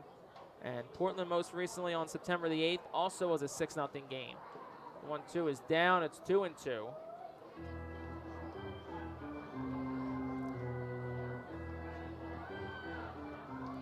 Carlos De La Cruz awaits on deck. 2 balls, 2 strikes to Stokes. Here's the pitch, and it is fouled straight back. Count stays 2-2. Final evening contest of the year. Penultimate game of 2023. Reading and Binghamton will wrap up the season tomorrow. A 1:05 scheduled start time. Here's the 2-2. Outside 3-2. And then the Our Phil's will trek 3 hours south back to Reading. And players, coaches, support staff, rest of the staff will go their separate ways for the offseason. 3-2's inside, and Stokes works himself a leadoff walk. First walk issued by Acosta. Some players will go play overseas. Talked about Nick Ward and Rickson Wingrove being 2 guys who will likely be back in the ABL this year. Ward also might be playing some international baseball as well. Here's Carlos De La Cruz. No outs in the inning. Costa will look over, but there was nobody on the bag, and that's going to be a balk. I don't think Acosta realized that JT Schwartz was not standing on the bag, so Stokes goes to second balk of the year in this game number 29 and inning number 36 for Dyson Acosta. So now man on second before De La Cruz even sees his first pitch. Here it is. That's down and in, 1-0. Then another contingent will head to the Arizona Fall League. That begins in early October. Rosters hope to be announced next week, so next pitch down 2-0. Excited to see which Our Phils are there. De La Cruz was one there last year. So was Oliver Dunn and a few other former current Our Phils. The nice thing is they team all the guys up from the same organization together, so it's a good chance for them to kind of continue to play together and develop.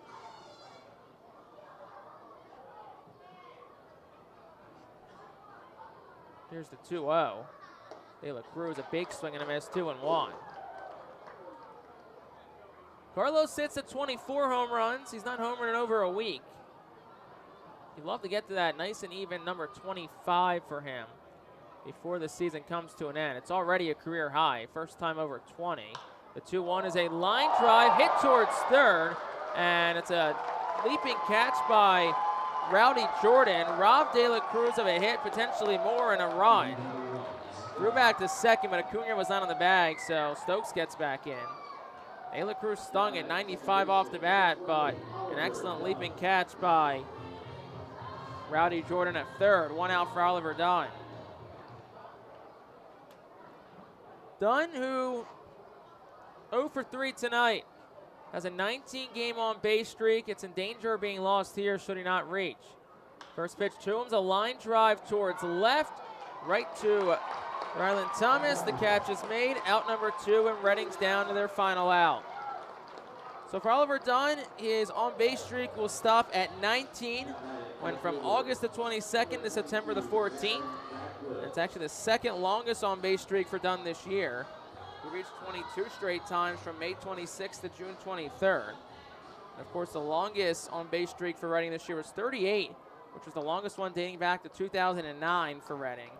From Carlos De La Cruz from May 12th to June 25th. Here's the first pitch to Baron Ratcliffe's fouled straight back. It's 0-1. Woke Ricks and Wingrove up in the on-deck circle.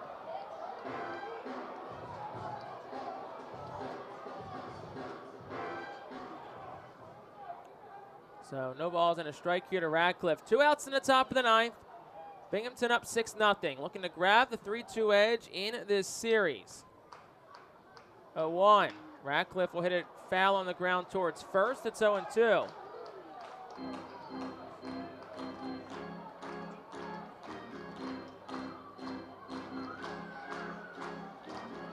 And Redding is down to their final strike tonight.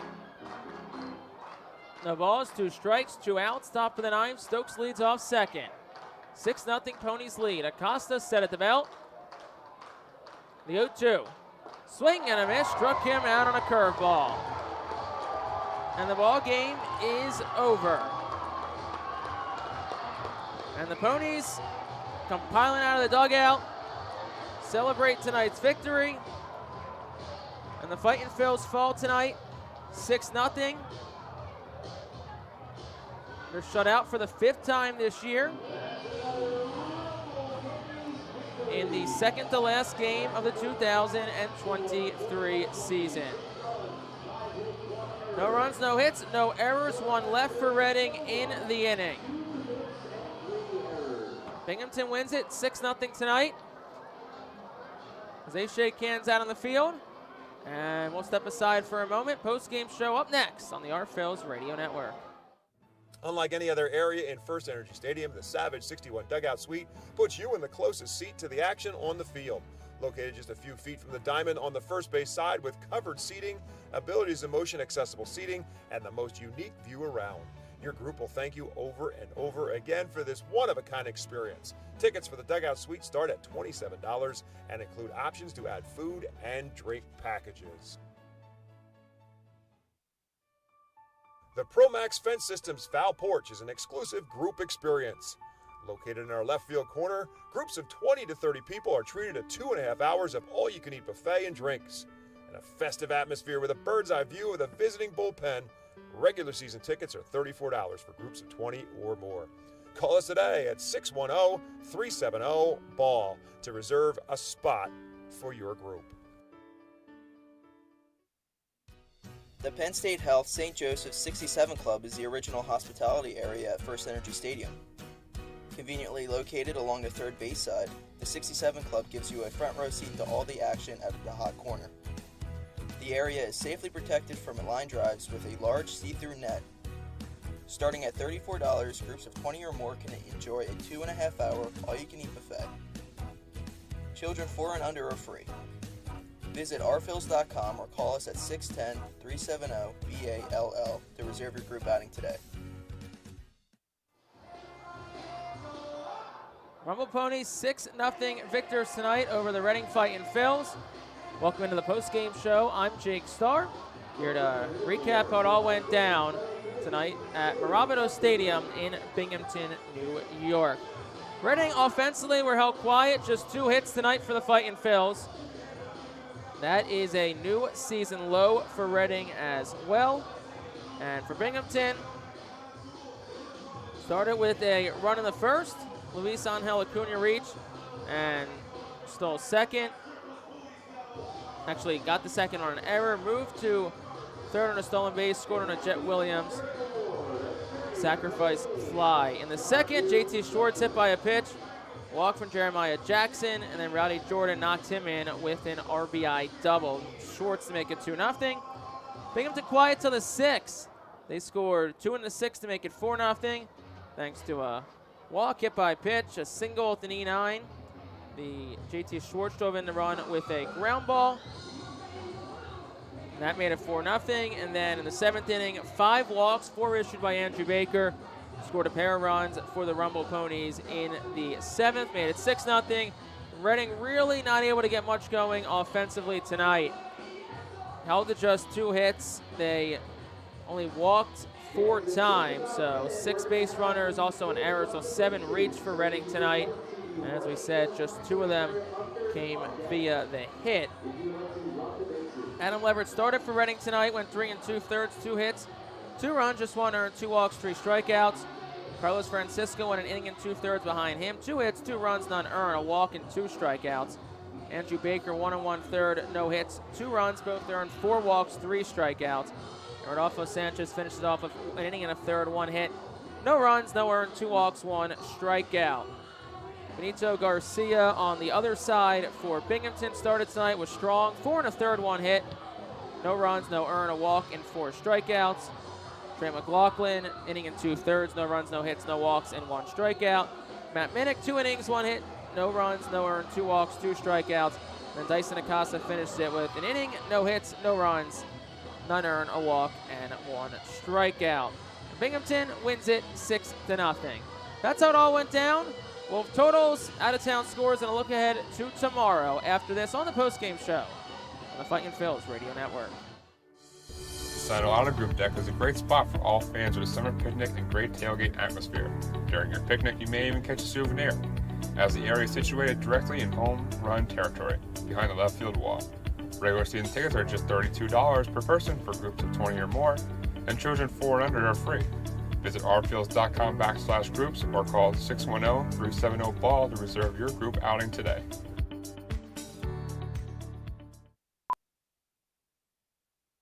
The Louisiana Swamplands. Out here, you're either lunch or you're enjoying it.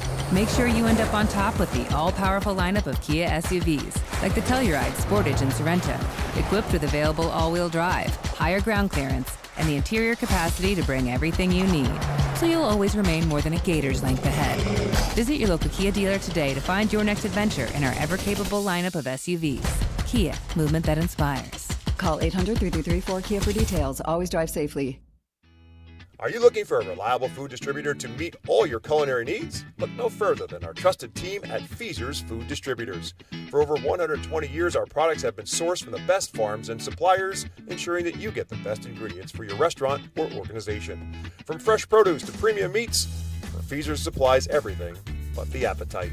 Visit Feasers.com today to experience the difference in working with a top-tier, family-owned food distributor. Feaser's, your partner for success in the kitchen. Looking for a fast and hassle-free way to get your snacks and non-perishable groceries? Look no further than FeasersDirect.com. With just a few clicks, discover the convenience of having your culinary essentials ready for a pickup at our headquarters in Harrisburg. Back on the R-Phils postgame show for the second to last time here. Penultimate contest of the 2023 season. I'm Jake Starr. Thank you again for joining myself tonight, all week, tomorrow, and all season here in 2023. So, Reading falls 6-0 tonight for Reading. No runs, 2 hits, 3 errors, 4 left on base. Binghamton 6 runs, 5 hits, an error, and 8 left on base. Reading 0 for 5 with runners in scoring position. Binghamton 1 for 8. And it was really walks and errors that hampered the Phils tonight in this second-to-last game of the 2023 season. Trey McLaughlin got the win, 2 1/3 innings pitched for him. Adam Leverett did pitch well, 3 2/3, a season high. Also threw a season high in pitches as well at 75. 49 for strikes. He gets the loss, 0-6, but the record doesn't really tell the whole story for Adam Leverett this year. It was great for Reading in a variety of roles. We'll finish the year with a 3.94 earned run average. With the win, Binghamton 38-27 in the second half, 72-62 overall. Reading drops to 31-36 in the second half and is 59-76 overall in 2023. So for the Phils, they cannot match last year's win total. They had 61 wins and 77 losses last year. Of course, they do play 2 less games this year. So the best they can do is 60-76, which is still pretty close to last year's mark as well. Time of the game, 2 hours and 31 minutes. Played in front of 4,080 fans. Another beautiful night, 72 degrees at first pitch. We're down to 62 now with the sun down. It's another crisp, cool fall evening here at Mirabito Stadium in Binghamton, New York. Look ahead to tomorrow, final game of the season for Reading, and the last pre-postseason tune-up for the Rumble Ponies. They'll be in action against Somerset on Tuesday. Reading will send Zach Hockey to the mound, the right-handed pitcher, and it'll be a rematch of Tuesday's matchup as Binghamton will send right-handed starter Blade Tidwell to the bump for game number 136 for Reading in the final contest of the 2023 season.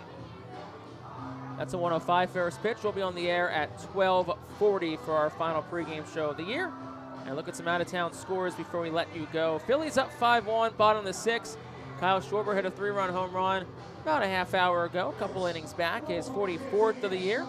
Lehigh Valley up 6-5 on Rochester in the top of the 10th as they'll look to move closer to Durham. They entered today 2 games back of the Bulls, who, taking a look at how they fared tonight, they're still in action. They're up 9-0 on Louisville, so Lehigh Valley has to win to keep pace with 7 left to play after tonight. No action at the other affiliates as Jersey Shore's season came to an end last night, and Clearwater will take on Jupiter tomorrow in Game 1 of the Florida State League Championship Series. That's a 6 o'clock start out in Jupiter. A look around the Eastern League and some final scores tonight.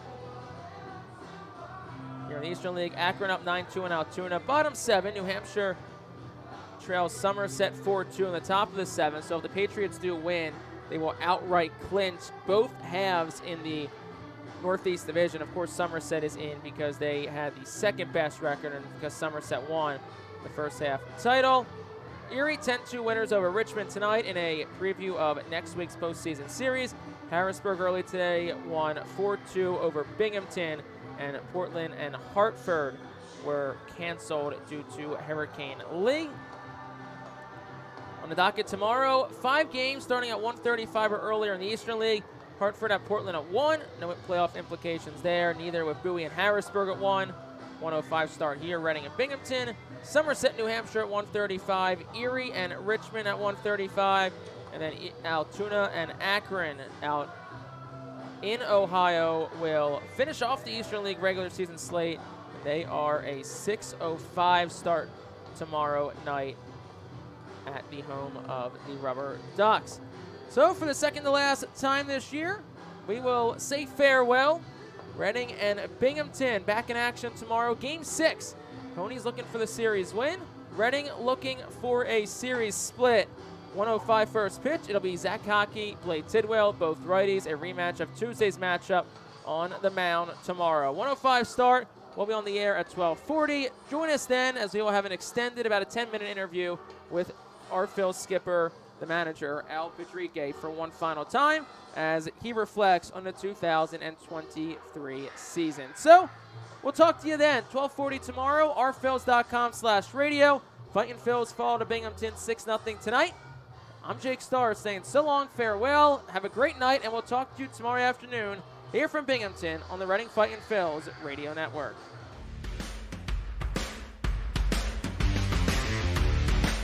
This has been a presentation of the R-Phillies Radio Network. We thank you for tuning in and can't wait to talk to you the next time the Fightins take the field.